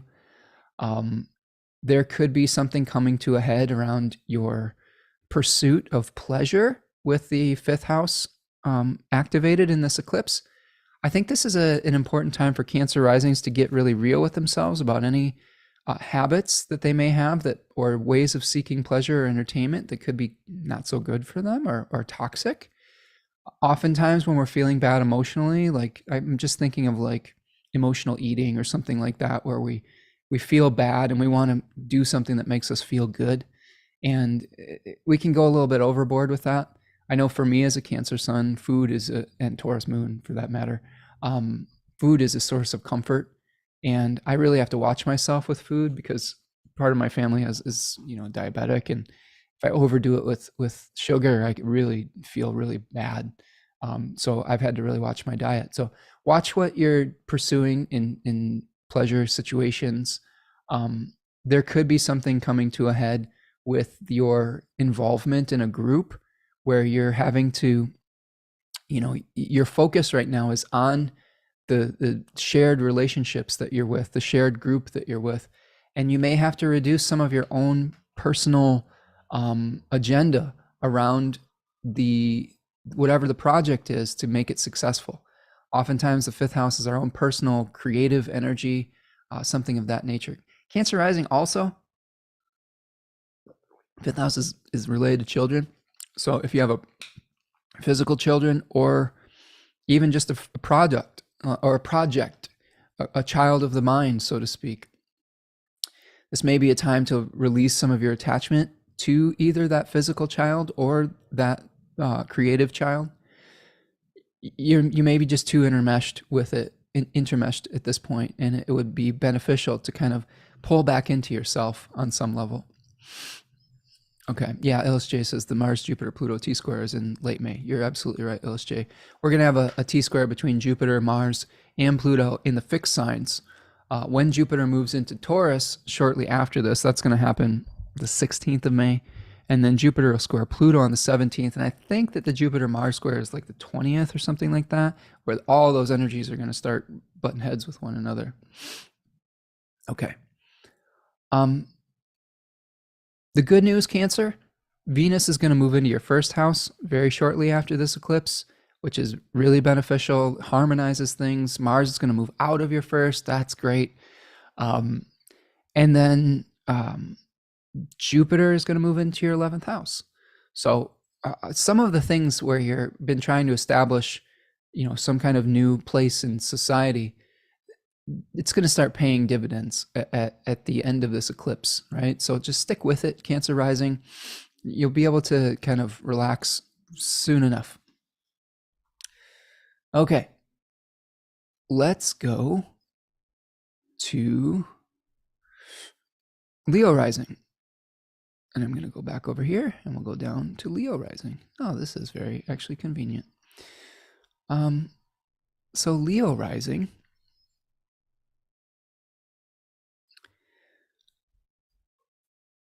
Leo rising, you are one of our angular superstars here. I'm just sighing heavily because I have some inclinations about what this could mean for me, and I've taken some precautions around it, mainly taken some time off. I may or may not do a live stream next week because I have some stuff going on domestically that I need to kind of be available for. My daughter's moving to a new place and may need our assistance. So we'll see. And there's some other things wrapped up in that reflect many of the things we've been talking about here today. And so Leo risings, you may have some challenges between your domestic situation where you're a little bit intermeshed in a domestic situation, and it may be taking energy away potentially from your work. Again, just prepare yourselves, friends, for maybe just a week off from live stream next week. I haven't made that decision yet, but we'll see where things are at. We'll play it by ear. That's what you do in eclipse season, right?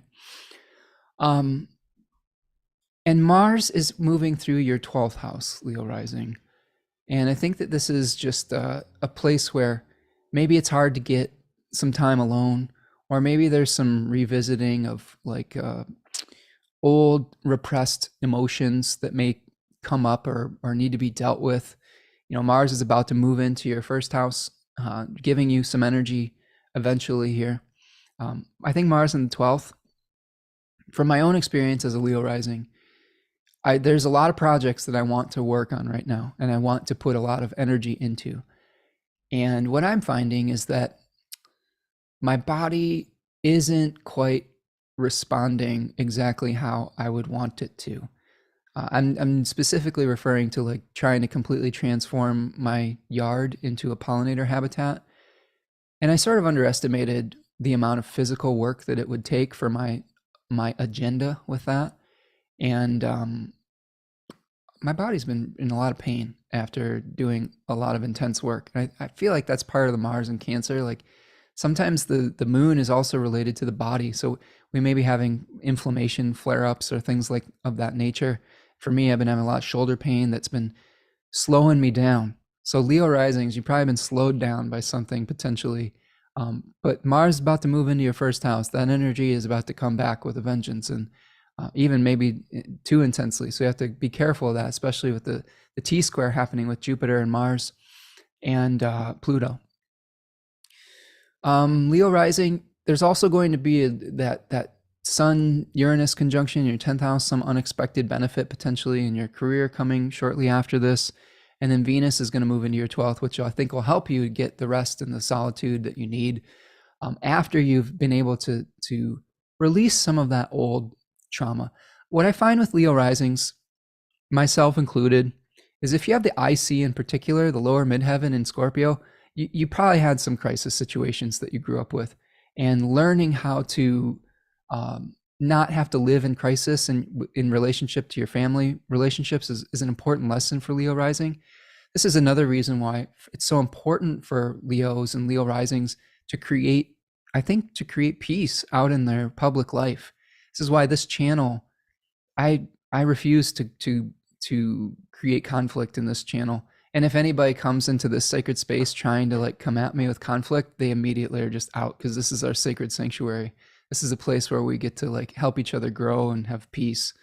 And it's because we've dealt with so much of that intensity in our private life that it's just like, that's not what I want to add to the world. I want to add peace and, just generosity and things of that nature. And thank you so much, Michelle, for your super sticker and water trine. I think that's the thing there. Thank you, water trine, for your super sticker as well. I appreciate all of you and your generosity. That's amazing that you're here and that you're supporting the channel. I really appreciate it. Yeah, Kate's walking in Leo rising. There's Leo rising friend here. And Michelle, you didn't miss the whole live. I got a little ways to go. I still got Cap rising to go, Michelle, if I'm remembering that correctly. Or Cap sun, something like that. I know you part of our Capricorn crew, I think. Kate says, the children I'm caring for through the state reunification has not occurred. I can feel 12th house Mars, but also have an Aries moon. Yeah.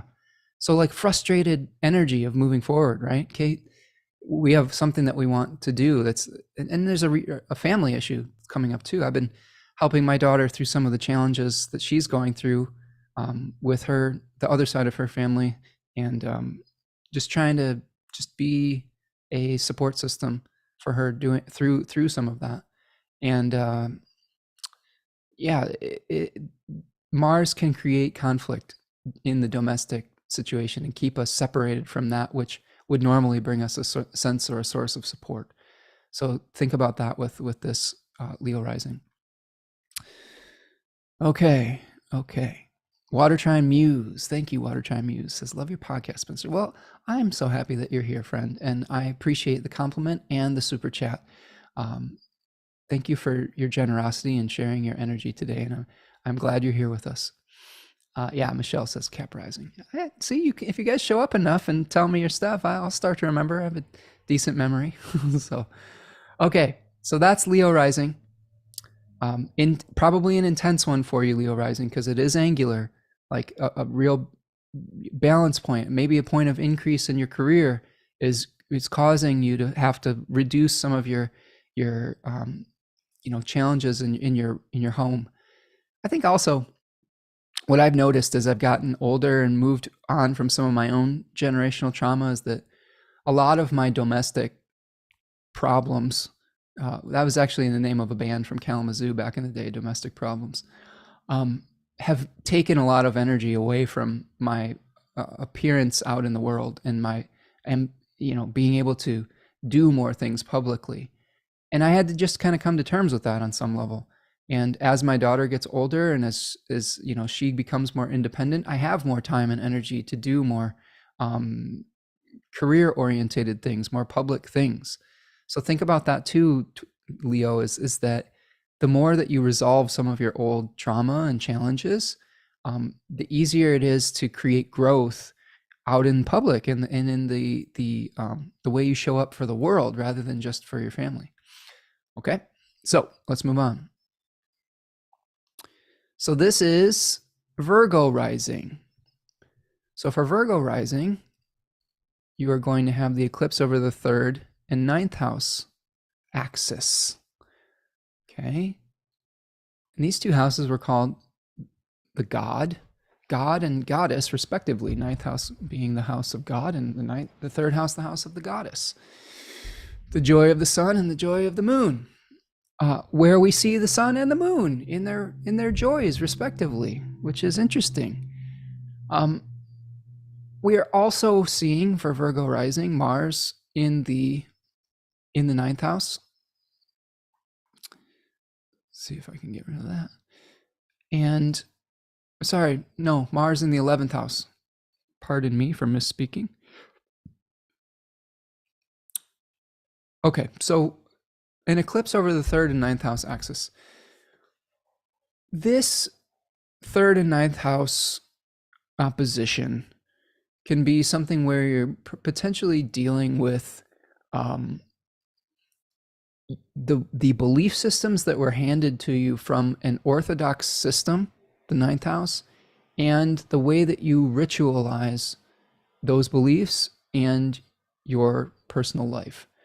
Third house was also associated with heretics, and the ninth house with, like, orthodox religions. So there may be something in your life, Virgo rising, where maybe you have a unhealthy relationship with some ritual in your life, or maybe you're being a heretic at the expense or contrary, where you need to, like, kind of reduce some of your dependence on some of that day-to-day experience. Maybe there's a ritual that you have, like, if I'm thinking this out loud, Virgos have their rituals. Okay, Virgos have their systems. And with Virgo rising, I'm sure that you have everything in its place, everything in its order, and your daily routines and habits are something that is very important to you. Now, Saturn is in your 7th house right now. It's in Pisces. It's in the opposite sign to your ascendant. It's asking you to go with the flow a little bit more. And there may be some habits and routines that you have that are just not, it's not efficient anymore. Maybe it's comfortable, but it's not efficient. And leaving some space for flow and current and going with the flow state, I think is important for you, Virgo rising, with this eclipse. I think that there also could be sibling issues that come up, extended family challenges. This is a placement where you could very much see, with the moon here, that story of Leto that we were talking about trying to find a safe space or a shelter in the storm, and having it be sort of a difficult thing. And maybe even your siblings might be that for you, but there could be some interdependence between you and your siblings that needs to kind of you need to move on from. Okay, there are all sorts of relationships that we can get intermeshed in. Also, this could be something for Virgo risings. I mean, consider that you have Mercury ruling your chart in the 9th house in a retrograde cycle. You're reevaluating your belief systems, and that could lead to a change in your daily life. You also have Mars in your 11th house that could be creating some conflicts with the groups that you're a part of, and that could also be playing a factor into how you live your day-to-day existence. Oftentimes, I think people in modern astrology circles will talk about daily habits in regards to the 6th house. I tend to look at the daily habits that we have as a 3rd house matter, because it is the joy of the moon and our routines and things like that. 6th house is more of the injuries and illnesses. Yes, your daily habits will affect your 6th house, but I think there's a unique relationship between the 3rd and the 6th house, where if you change your 3rd house habits, you could probably heal some of your 6th house ailments, in my opinion, that they are very intimately connected in that way. Okay, so that is Virgo rising. I'm just looking at the chat here in between here. Doom, doom, doom, doom, doom. I'm reading. Doom, doom. Do, doom, doom, doom, doom, doom. That's that tune from Ghosts Again. It's just been stuck in my head all the time now. And then they have that little, like, Bach counterpoint thing. Go listen to it. It's a great song. Catherine Ann Energy says, a little behind on the live, but so resonating with the Scorpio II discussion. Tight natal conjunction of Sun and Venus at 14 Scorpio. Expecting the eclipse to be memorable. Thanks, Spencer. Well, thank you for being here, friend. And I hope that we're giving you some guidance and shining some light on all of this, and maybe some of the challenges of living some placements within that. So welcome. Nanda Devi says, we appreciate the help, but you don't know the system, so we'll just have to do it over again. Yeah. Nanda Devi, spoken like a true Virgo sun. So yes, exactly. I'm guilty of this too. I have a very elaborate morning routine that is hours long, that if it gets interrupted, I have some anxiety around it, and I get cranky. I wake up, I do a morning ritual prayer to the planetary deities of the day. I pull tarot cards. I do my I-Ching reading for the day. I make a shake every morning, like a protein type superfood shake with all sorts of crap in it. And then I drink it, and then I journal, and then I pet my cat, and then I, do my hygiene things, and then I start working. But if I don't do any of those things before that, it's like I have a weird day. So yeah, there's definitely Virgo/Taurus routines that we get into that sometimes we need. But maybe the point I'm making with this Virgo rising is that maybe it doesn't have to be that elaborate. Maybe there's a way to streamline it so that your routine is supporting you rather than creating just more issues. Okay. So let's move forward to Libra rising. This one's for you, Nanda Devi. So Libra rising, we are seeing this over your 2nd and 8th house axis. Mars is hanging out in your 10th, and it is providing some of these resources here for the 2nd right now. So we talked about this with Aries rising at the beginning of the show, where Aries rising had some kind of conflict or separation in their family that may have been causing a reevaluation of how much you support other people or how you are being supported. And some of those similar themes apply here, but some of the challenges may come from a change in your work life. So there may be you may be separated from a source of support in your public life, potentially, with a 10th house Mars here. And that may be making it a little bit difficult for you to be as independent as you would prefer to be, although that seems like an oxymoron with Libra rising.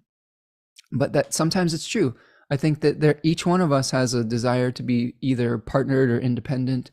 And there may be some things where you have to reduce self-reliance with this particular eclipse and either support someone else or allow yourself to be helped.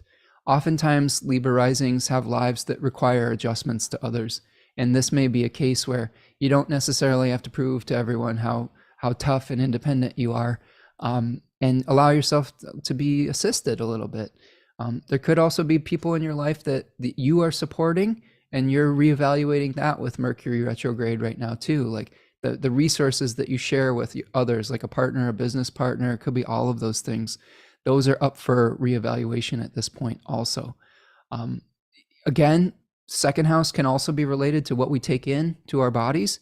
So there may be some things that you're reevaluating as far as how you support yourself with food or information or otherwise. Could be a great time for a fast if you're a Libra rising as well. Like it could be an information fast, it could be a physical fast. I think those things could be healthy to reset your systems on some level as well. You got Saturn moving through your 6th house also. So again, there may be some health things that are cropping up that are challenging you to change some of your habits and routines and things of that nature also. So those are some things to consider, Libra rising. But take heart that Venus is going to move into the 10th house and start to smooth over some of those public issues that you've been dealing with. And then, eventually Jupiter is going to move into your 8th house, smoothing over some of the shared resource questions that have been coming up recently. Okay, let's check the chat. Kate says, Scorpio has like emotional intelligence. I believe this cycle will involve feelings with the moon like this. Well, yeah, absolutely. Nostalgic feelings, Kate. There's going to be a lot of things we're revisiting with this eclipse. But again, balance is the key. Like emotional intelligence is like you were saying, it's important. Sometimes emotional intelligence means feeling your feelings rather than repressing them. I have a Scorpio moon father, and he used to tell me he could choose to feel something or not. And I was like, bullshit. And my Taurus moon was like, yeah, right. Because my modus operandi is feel it and release it and let it go. His modus operandi is he tells me he can crush his emotions into a small little ball so that he doesn't have to feel it. He can control them. And I'm like, that sounds really unhealthy. Sometimes emotional intelligence is allowing you to feel your feelings, to feel the grief, to feel the pain, so that you can feel healed again. That's the fundamental, meaning of catharsis is allowing ourselves to feel so we can be purified and reborn and regenerated once again. So if you're avoiding a feeling with this Scorpio moon, it might be healthier just to feel it and then let it go. Okay. Yeah. Kate's pointing out there's a Venus-Neptune square around this eclipse also. That's a good point. It is separating, but yes, we may have some unrealistic expectations about how we are taken care of and how we are supported. So that's actually a very good point to bring up. Especially with the square, we have just so many options, but we may be blinded by this Neptune and Pisces energy, where we just have this vision of how we want it to be, and that could really be interfering with our lived reality. I know in my family, with my own mom, with some other people I've had challenges with in my life, a lot of the challenges come from just the refusal to accept anything less than the perfect, Pinterest, Instagram, white picket fence life. And life just doesn't always look like that. We're not always going to have like the quote unquote nuclear family, or we're not always going to have the 2-house, 2-car, white picket fence life, whatever it is. We have all sorts of ways that we can be families, and all sorts of ways that we can have relationships, and all sorts of ways we can have jobs and lives and people that we love. That's the beauty of diversity. So try not to get too caught up in your vision of what a perfect life would look like, especially in your family relationships at this eclipse.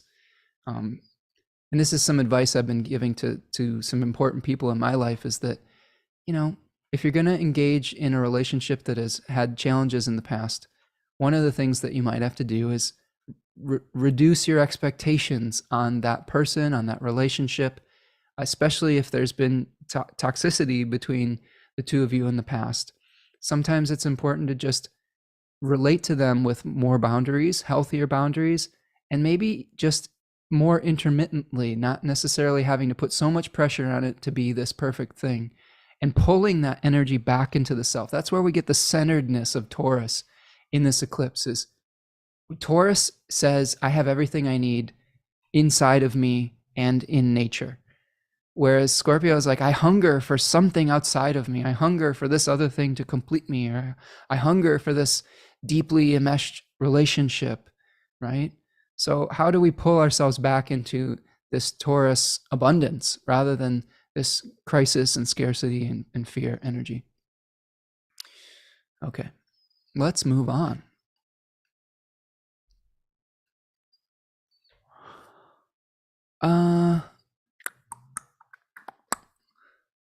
Kate says, I wonder if others like me are having ethical things or integrity nuances come up. Yeah, I mean, yeah, totally. I am. Nanda Devi says, feel the emotion. Feel the emotion doesn't have to mean act out the emotion. Oh, I like that. Yeah. You can feel pain. You can feel anger. You don't have to lash out like the scorpion, or to crush and destroy or something like that. I've had situations in the past where I had some people in my life that were causing a lot of anxiety, anger, and challenges for me. And I was in a circumstance where I could not engage with them emotionally, or it would have increased the conflict rather than reduced it. And that can be very difficult to deal with. If you're dealing with someone who has specifically some specific mental health challenges, there are a few conditions out there where if you engage with folks who have those conditions, it's just a no-win situation. And maintaining your integrity in those situations is very important. But on the flip side of that, what do you do with all that energy that comes up? And that's one thing to consider at this eclipse too, is what do we do with anger, resentment, disappointment? I think that one of the main things I've learned is be creative with it. Redirect it into a creative endeavor. There is an Orphic hymn to Mars that speaks directly to asking Mars to turn the weapons of war into plowshares, which are weapons of, or which are tools of the field to be able to break up the soil and create future fertility. And I think that through like journaling, through writing something out to get that emotion out of you and expressed, even if you don't necessarily have to like show it to the person that's creating that energy for you. Sometimes even that can be super healthy. I do something called morning pages every morning. It's part of my routine. It used to be I wrote 3 pages every morning, no exceptions, where it just was like brain dump, and I just was talking about the good things and the things that were bothering me, all of it. I have time now to do about 1 page, but it's still helpful to get the things out of my head and onto the page, so that it's not just kicking around in my emotional body all day long. And I had other artist friends that tell me, you put the drama into your art, you keep it out of your life. So creating something with that, like when I wrote songs, a lot of them were about sad things. And that was something that helped me to do cathartic energy. Even just performing other people's songs that were sad helped get that feeling out of me. And I will admit, I missed that a little bit. I missed that cathartic energy. I'm putting a lot of that same energy into my garden. And I think that part of my Mars and Cancer experience has been literally using tools to cut things up in my home environment, like a chainsaw to cut up dead wood, to create space for growth. You see what I'm saying? I bought these loppers that are like cutting up all sorts of fallen tree branches and things like that. So Mars in Scorpio, or even in Cancer here, you're creating space for future growth. And you can think of it that way, and you can find healthy outlets for that energy. Kate says, I'm having challenges with the biological mother, and also things of my own upbringing come up. Well, Kate, if you joined us late, we did a pretty deep dive on the story of Leto in the beginning of the broadcast today, and I think you might find some really helpful stuff with that as far as generational trauma is concerned, and working with some of those challenging relationships. But hang in there, friend. Yeah, it says if I'm healing a childhood wounds through these boys while having my feet to the fire on ethical responsibility for them. Yeah, we always get tested when we have trauma in our background as to whether we're going to repeat that or whether we're going to make a different choice.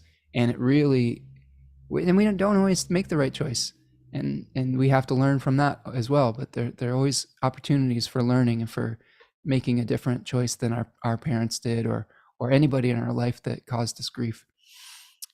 Prudence says, I've done peer support for people with personality disorders, and the easiest thing for me when being attacked is to step back and remember how I would want to show up compassionately for a small child. That's good advice, Prudence. I've had some interactions with people that have personality disorders, and it is very, very emotionally taxing. And you do have to really watch your integrity, because it is a big test. And yeah, I feel for you who have people in your life who have some of those challenges. I definitely feel you with like having compassion for those folks too, because a lot of times it's very difficult for people with those conditions to understand the ramifications of their actions. What I will say is this: you can have compassion for someone who has mental health challenges without allowing yourself to be continually abused. And that's the biggest challenge that you have when you interact with folks like that, is how can you still have compassion and resist the urge to return the behavior that you're receiving, while also saying, this is my boundary and you are not going to overstep that. In my experience, I had to set very intense boundaries and be very consistent with them, because when you deal with people that are, have that type of challenge, when you give an inch, they will take 10 miles, 100 miles, 1,000 miles. So you have to be very consistent about your boundaries. So anybody going through that with a family member, parent, sibling, child, whatever, other relationship, just show up for yourself in that relationship with a healthy boundary. And it takes practice. You may not always know how to set a boundary if you grew up in an environment where your boundaries were violated repeatedly. But if you practice it one day at a time, even if you get a negative response from the person that you are setting that boundary with, that's where you have to stay strong. That's where you have to say, this is me practicing this, and I'm not going to cave to this, or I'm going to be, sanctioning that behavior in the future. And what I would do is rely on the relationships you can trust when you are in that situation.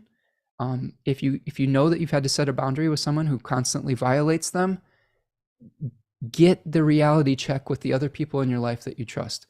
In my interactions with people with personality disorders, I constantly had to check in on my own reality with other people I trusted, because people with those challenges can distort your reality very easily. So it's important to check in with friends, family that you trust, and rely on those sources of support as well.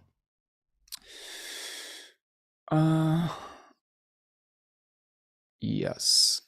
There is a forum out of the fog for personality disorder relationship support. That's cool. I will look into that, because I have some folks in my life, and I am still dealing with some of those challenges myself, and trying to help people through that relationship as well.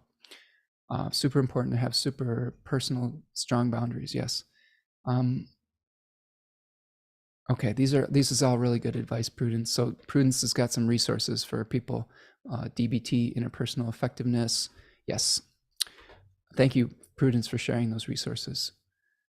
Okay, let's move forward to Scorpio rising, another of our angular eclipses. And let's just take a stretch break as we look at Scorpio rising, because I need to stretch my legs out a little bit here. So I hope that you're doing well out there. I know we're talking about some intense stuff, but it's eclipse season. Astrology doesn't really pull punches when it shows us and holds up a mirror to our realities. So it's going to show us some really good stuff in our lives. It's going to show us some really challenging things. And honestly, that's part of the beauty of it, is we don't always turn to astrology when things are going great. We turn to astrology to get some meaning in our lives when the shit hits the fan, so to speak. And this is one of those eclipses where there might be a little bit of shit hitting the fan. And when we have a strategy before that happens, through our pronoia, through our foreknowledge that astrology provides, what that allows us to do is make a better choice in the moment, because we have prepared ourselves emotionally, intellectually, spiritually for the challenge that is coming. And that is an amazing gift. So I hope that I'm arming you with the right tools. And your community here is also providing amazing resources and tools for this upcoming eclipse. And this is why I love all of you so much, is that you are so helpful to one another. And let's continue to cultivate that energy in this group and on this channel, because the world needs more of it. That's for sure. More community support, more emotional support for one another. We don't have to be these islands of trauma, crisis, and things like that. There are solutions out there. So yeah, and Kate's mentioning that this thread could be a resource for you. So yes, come back to it. I leave up the chat replays after the fact, and if there's things that you need in there, it'll be there for you. So let's talk about Scorpio rising. Well, Scorpio rising, this eclipse is about to hit you pretty hard. You're going to have the moon in your first house in Scorpio, the sun, Mercury retrograde, the North Node, Uranus, all in the 7th house of relationships. Pluto's hanging out in your 4th.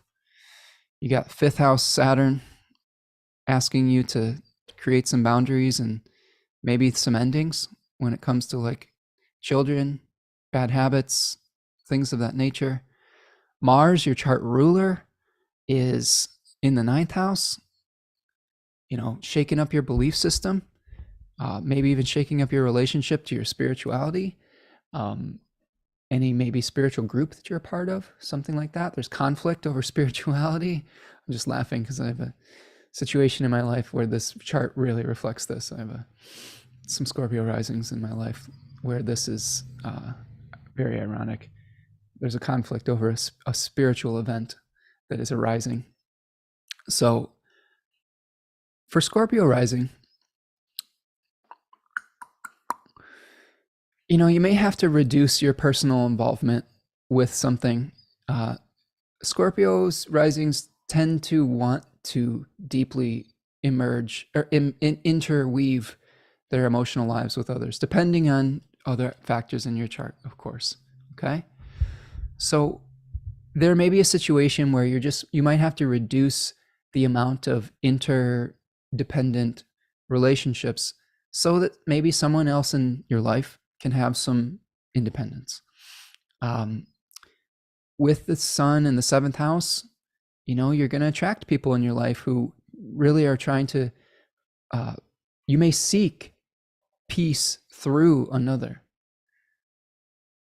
The irony of that is that, other people shouldn't have to be our source of peace and on some level, especially our intimate relationships. Yes, they can be a source of sanctuary at various times, but I'm of the opinion, and take this for what you will, this is coming from a Taurus moon, that 1 + 1 = 2.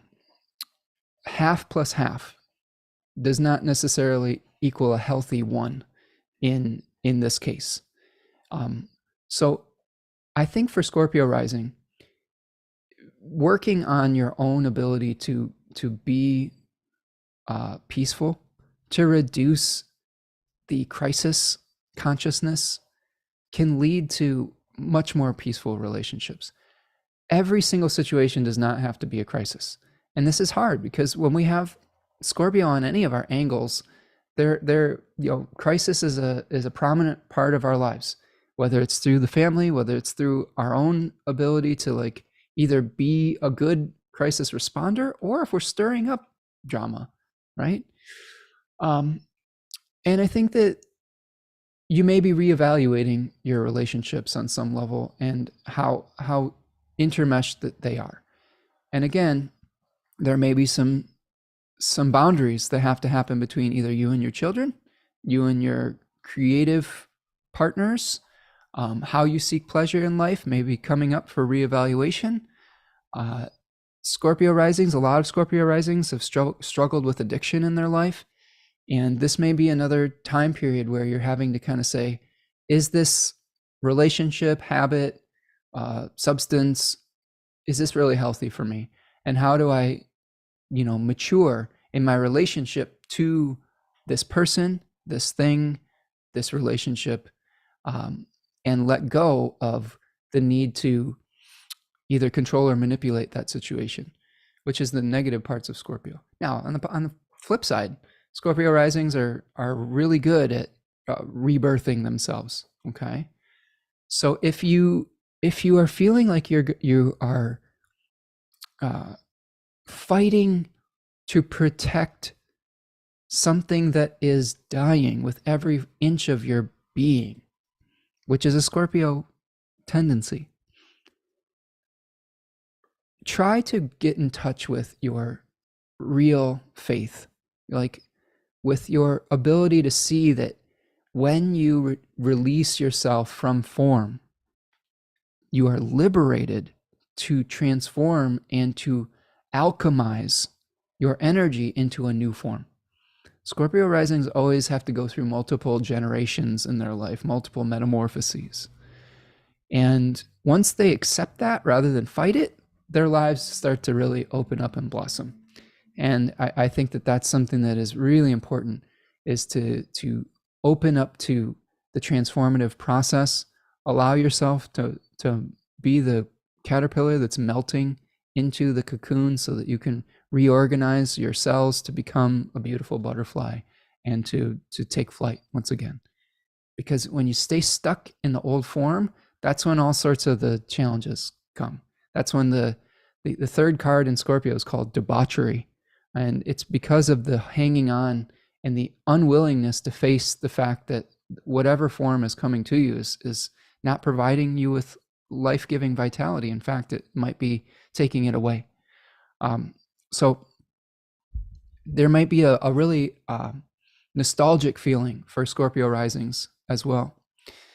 And this could be something where you're just feeling a lot of painful memories, and you may be wanting to revisit something. But again, like as Kate pointed out, the Venus-Neptune square may be creating a little bit of an unrealistic expectation around how that goes. So try to maybe reduce your expectations around a situation. Just because something didn't turn out exactly how you wanted it to doesn't mean that there can't be future things that you can create that can be healthy. And sometimes reducing our involvement in either someone else's life or a relationship can actually lead to better outcomes. And the time that you do spend together can be of higher quality. So, all right. And Michelle's taking off. Sorry I didn't get quite to Capricorn rising for you, Michelle, but hopefully we'll catch you on the replay. Let's go to Sag rising.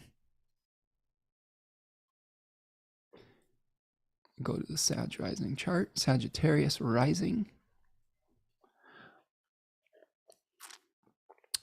Okay, Sagittarius rising.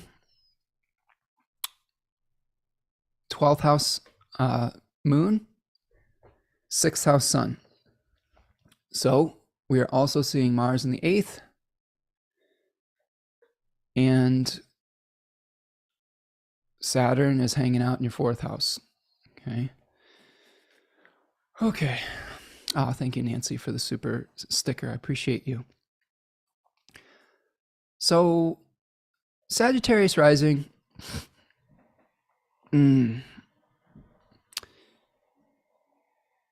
This is a time period where you're probably working pretty darn hard. And there's a lot of responsibilities that you have that you're not probably feeling like you're getting a lot of credit for.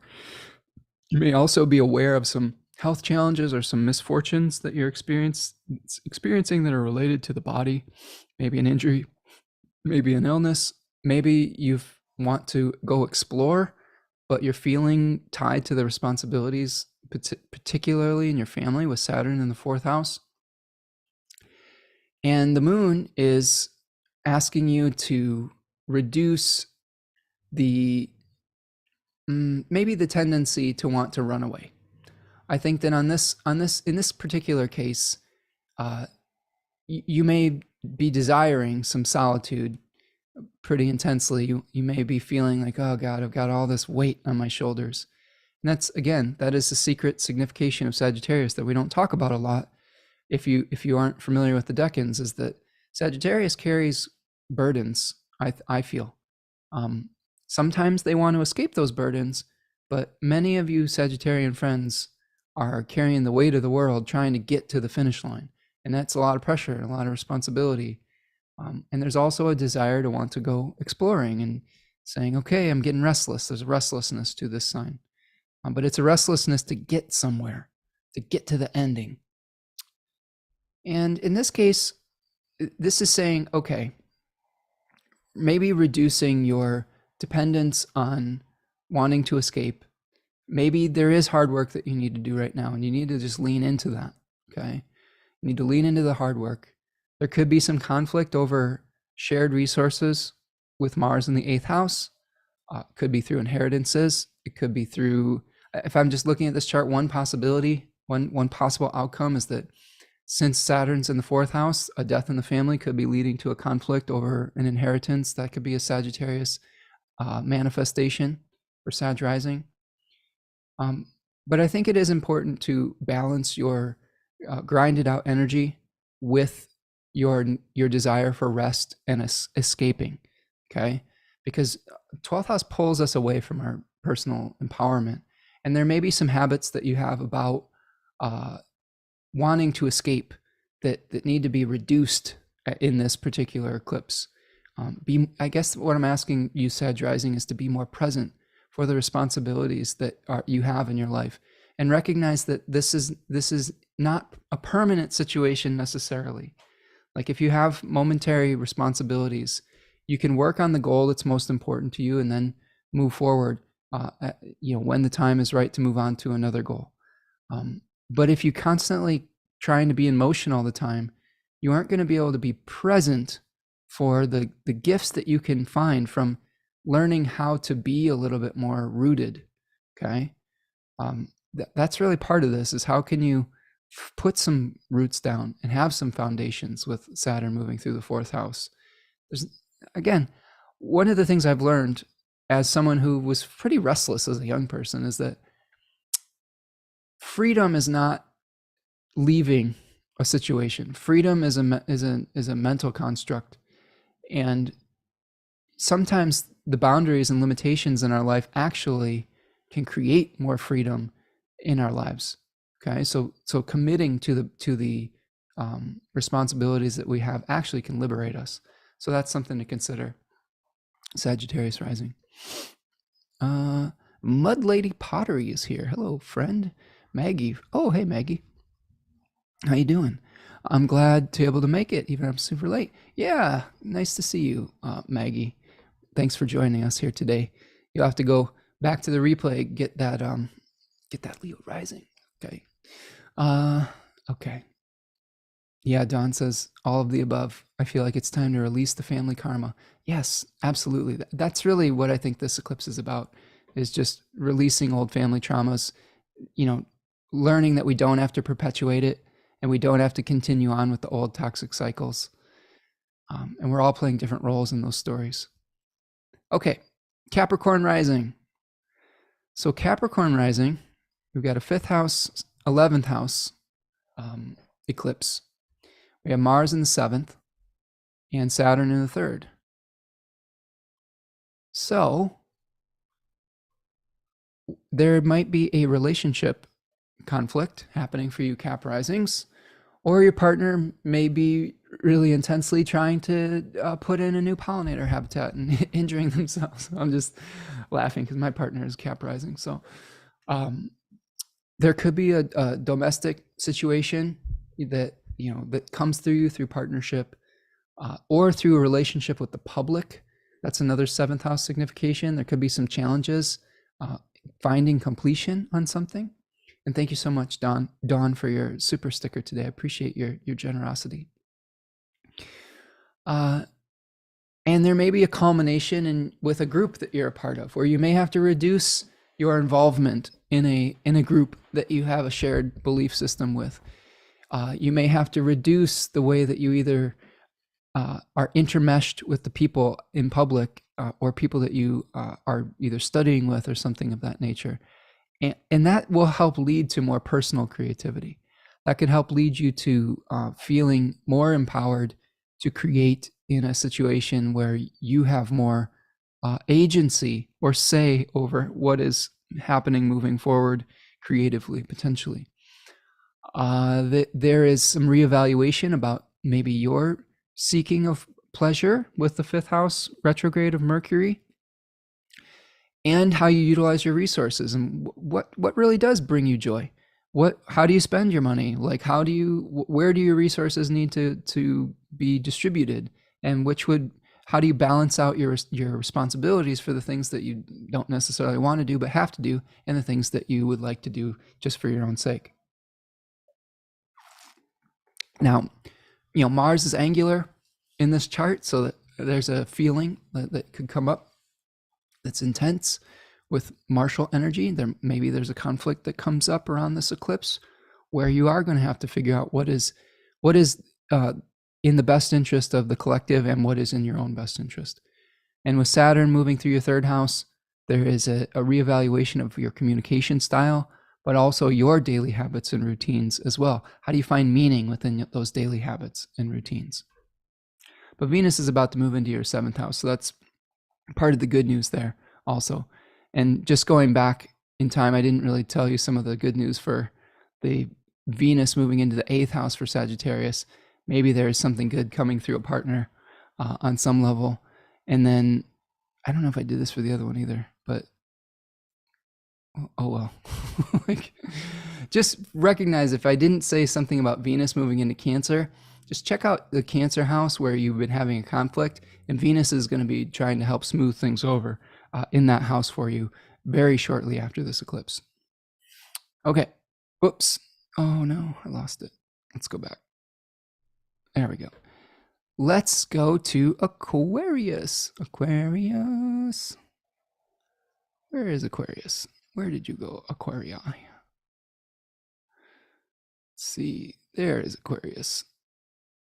So Aquarius rising. With Aquarius rising, the eclipse is angular. So this is our last angular rising sign for this eclipse. Here is the moon in the 10th house and Mars providing fuel for the eclipse from the 6th house.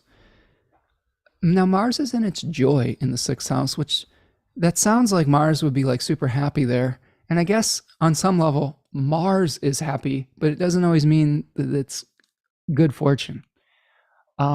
Sometimes when Mars is in its joy, it joys in creating injuries and illnesses and conflicts. So same thing with Saturn, which joys in creating isolation and separation and solitude in the 12th house. So Mars in the 6th house could be a domestic situation or something specifically with your body or your chest area. There could be an injury or an illness related to that. Aquarius rising that could be providing some challenges to like your work routines. You're probably focusing on how you act in your domestic situation, how you can create growth in your home life and with your family, and something may be coming to a head with your work life, where you're feeling like you're having maybe an emotional intermeshed relationship in your public life, maybe with a boss or a coworker or in the workplace. And this is a good time to set some healthy boundaries in your workplace relationships as well, so that you can start to create some fertility in your home life. Because part of the challenge that may be happening with Mars in the 6th house is that an unhealthy work-home balance can lead to some injuries and some illnesses potentially. So allowing yourself to have that rest and to have to cultivate personal relationships is important. Oftentimes Aquarius rising is always thinking about the collective and always thinking about, the social issues that come up, and they feel overwhelmed by all the stuff that they might want to do publicly, as far as joining in with groups and joining in social causes and helping to change the world. And that is commendable, and that is part of your role. But at the same time, you need a healthy foundation to work from, to come back to every once in a while, to come back down to earth rather than with your head in the clouds. And I think that this is an eclipse that will show you some of those challenges.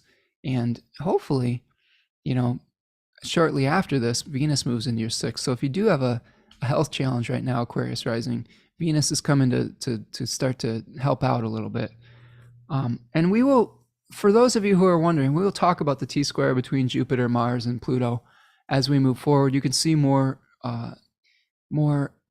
engagement that I did with that in the Astrology of May.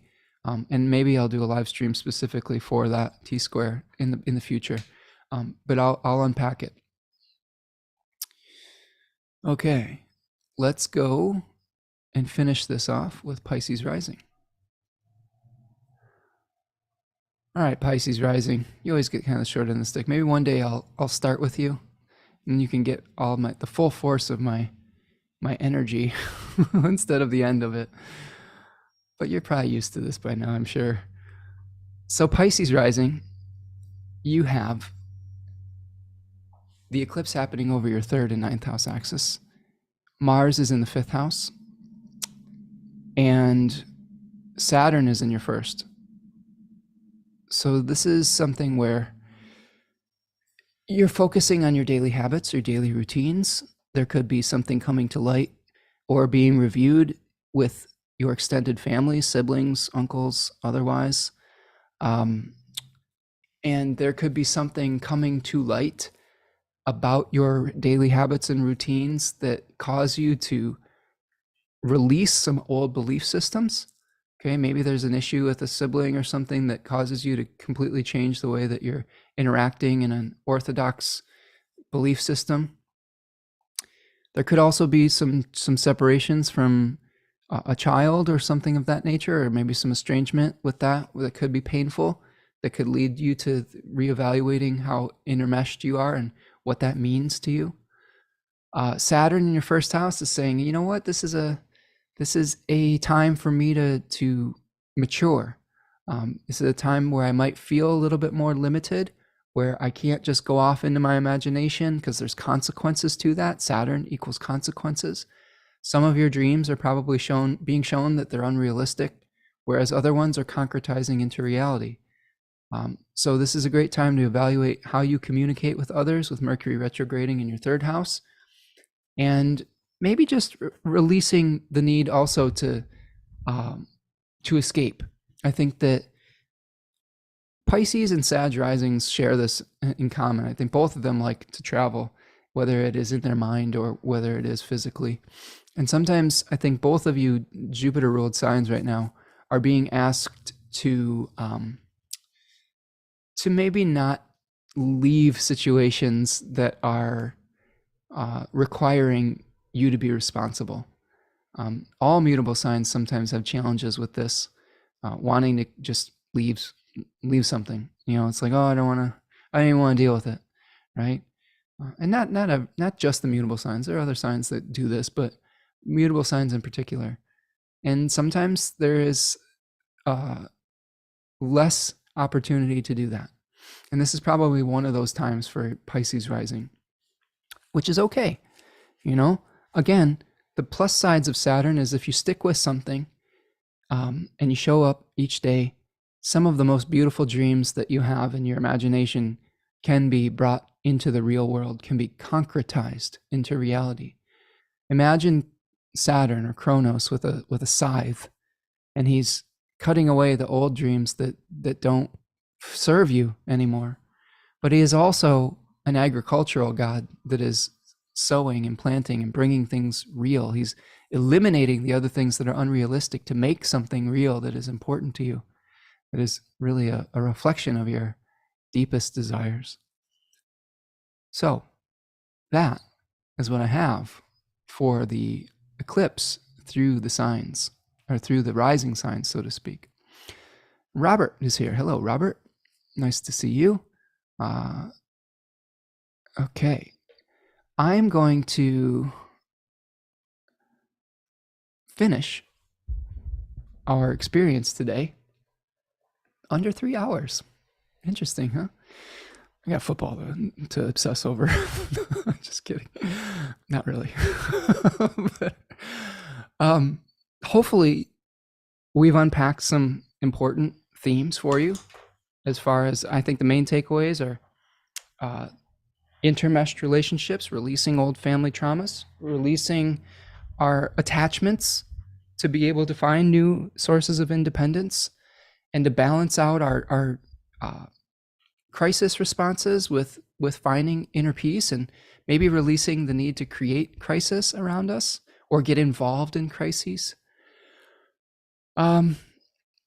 So the hexagram that I have for you is number 32.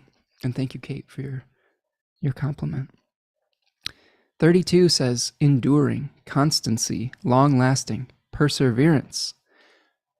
What I think is ironic in the I-Ching about hexagram number 32 is that one of the authors in particular talks about the fundamental nature of enduring comes through change and adaptability.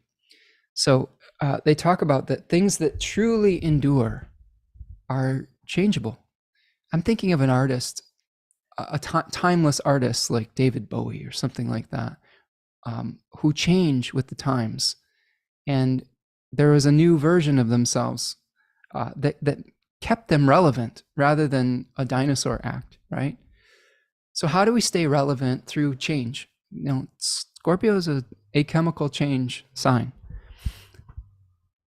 And it's changing to hexagram number 18, which is reflected in remedying, working on what is being spoiled, repair, decay, and restoration, creating better daily habits, reflecting on why this situation started to decay. How did it come to this? And what do we need to do? How can we be honest about our situation so that we can start to make the changes that we need to make? And there's two changing lines. First changing line is line number 4. It says, no game in the field. Okay. So this says that we may be chasing after something.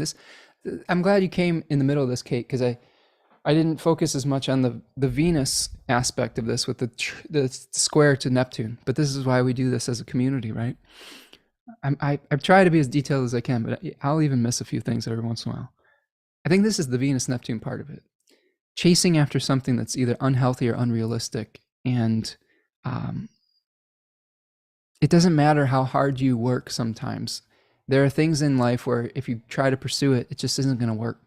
I think there's a situation here where no matter what you do, you may have to release some attachment to it. I think that's a hard thing to accept for fixed signs in particular. That's why this is so hard for the fixed signs when we have these big changes, is that a lot of times what fixed signs will do is they will say, if I only just dig in my position more, if I get more entrenched in this emotional, physical, spiritual, or intellectual position, that I'll just grind my way through it. And I think that this is a time where it says it's probably not helpful to do that. So reevaluate your chosen direction and your chosen position in the methods around this period of time to be able to begin the repair process. Kate says, someone recently said it's not about winning, but outlasting instead. Yeah. Perseverance. Perseverance is it's a fixed sign quality, right? Line number 6 says persistently agitated and restless misfortune. This to me really reflects the crisis consciousness of Scorpio and a Scorpio moon. So if we constantly engage in behavior that is causing anxiety and distress, like if we're paranoid, if we're constantly stirring and shaking things up, especially in time frame like it's Taurus sun period, this is a time to like go outside, smell some fucking flowers, eat some wonderful food, get your hands in the dirt, go for a walk, relax. Like this is Taurus moon Spencer saying just chill out. Like have a snack, take a nap, take a bath, go appreciate some of the beauty out there. Not everything has to be so intense. That to me is like what this line is saying. So if you live in a constant state of anxiety or take on too much, just calm down, release crisis consciousness, find the inner peace necessary to do Taurus season right. Through balance, calmness, and awareness, center yourself. When you become centered, that will lead to better choices within a crisis situation. Oftentimes, when I'm faced with an intense emotional experience, I don't engage with it right away. And I've been criticized for that in the past by various people who are trying to drum up crises with me.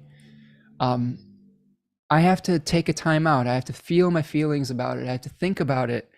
And I have to center myself, because if I respond in kind to someone who's trying to poke me with the scorpion tail, I will not respond with my highest and best self, because I won't be responding from a place of peace and centeredness. And by taking some time and creating some space between you and the issue, you can come back to it with grace. And I think that's really important as we move forward here, because we don't always have to deal with everything right away or fix everything right away. This is the remedying part of this. I said earlier in the broadcast that sometimes a pattern, whether it is a family pattern, an emotional pattern, a coping mechanism, if it's born in trauma and crisis, it wasn't created overnight, and you can't unravel it overnight either. It comes through showing up consistently, practicing the new habit. Instead of saying, I'm going to release this habit, I want you to focus on what is the new habit that you want to create, because I always think that when you fill the space, you can crowd out the bad habit.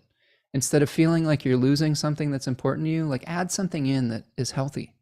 So like if you're struggling with, you know, I don't know, maybe eating unhealthily, start adding in something healthy that will, you won't even be hungry for that other thing eventually. Your palate's going to completely change.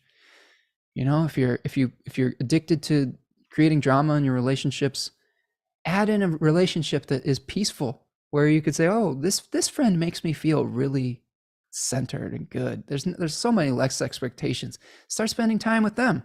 And the person that you spend time with that is always creating conflict, it's gonna leave your life, you know? So I think adding what it is that you want to create is important. Okay. So the animal I got for you was the goldfish, which translates to transformation, growth. It's actually a symbol of good fortune, which I was surprised to see the goldfish here, and I was happy to see it. Goldfish just goes with the flow. It just swims very gently.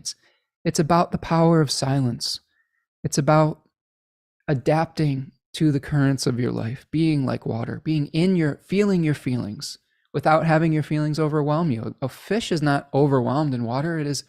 It takes oxygen from that water. It is a part of it, you know?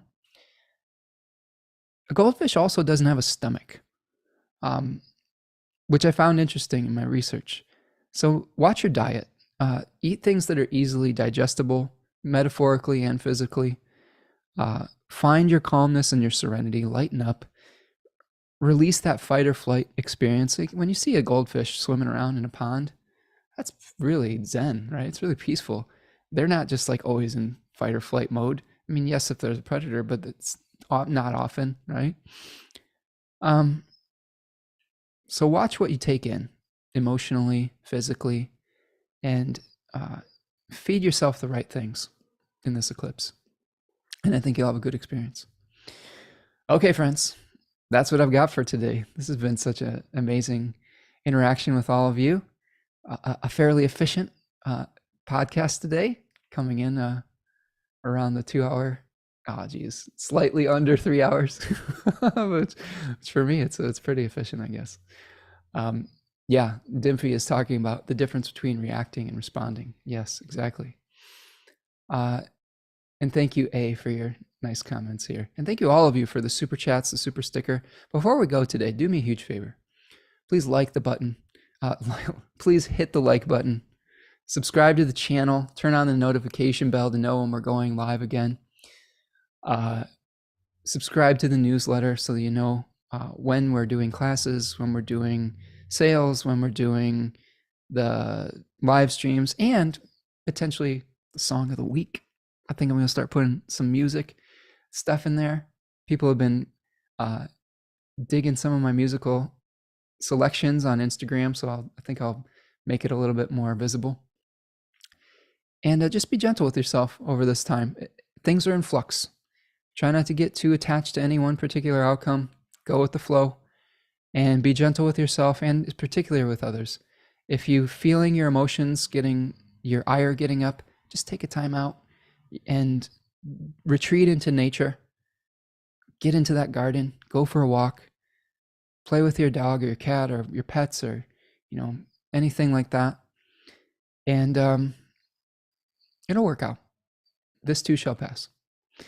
All right, friends, that's what I've got for you today. Thank you so much. Enjoy the rest of football Christmas if that's what you're into. I know I will. And I will see you the next time, friends. Again, keep an eye out for the newsletter for when that's going to be. I might take the week off next week with the eclipse happening, and we'll see. So I'll see you the next time, friends. Peace.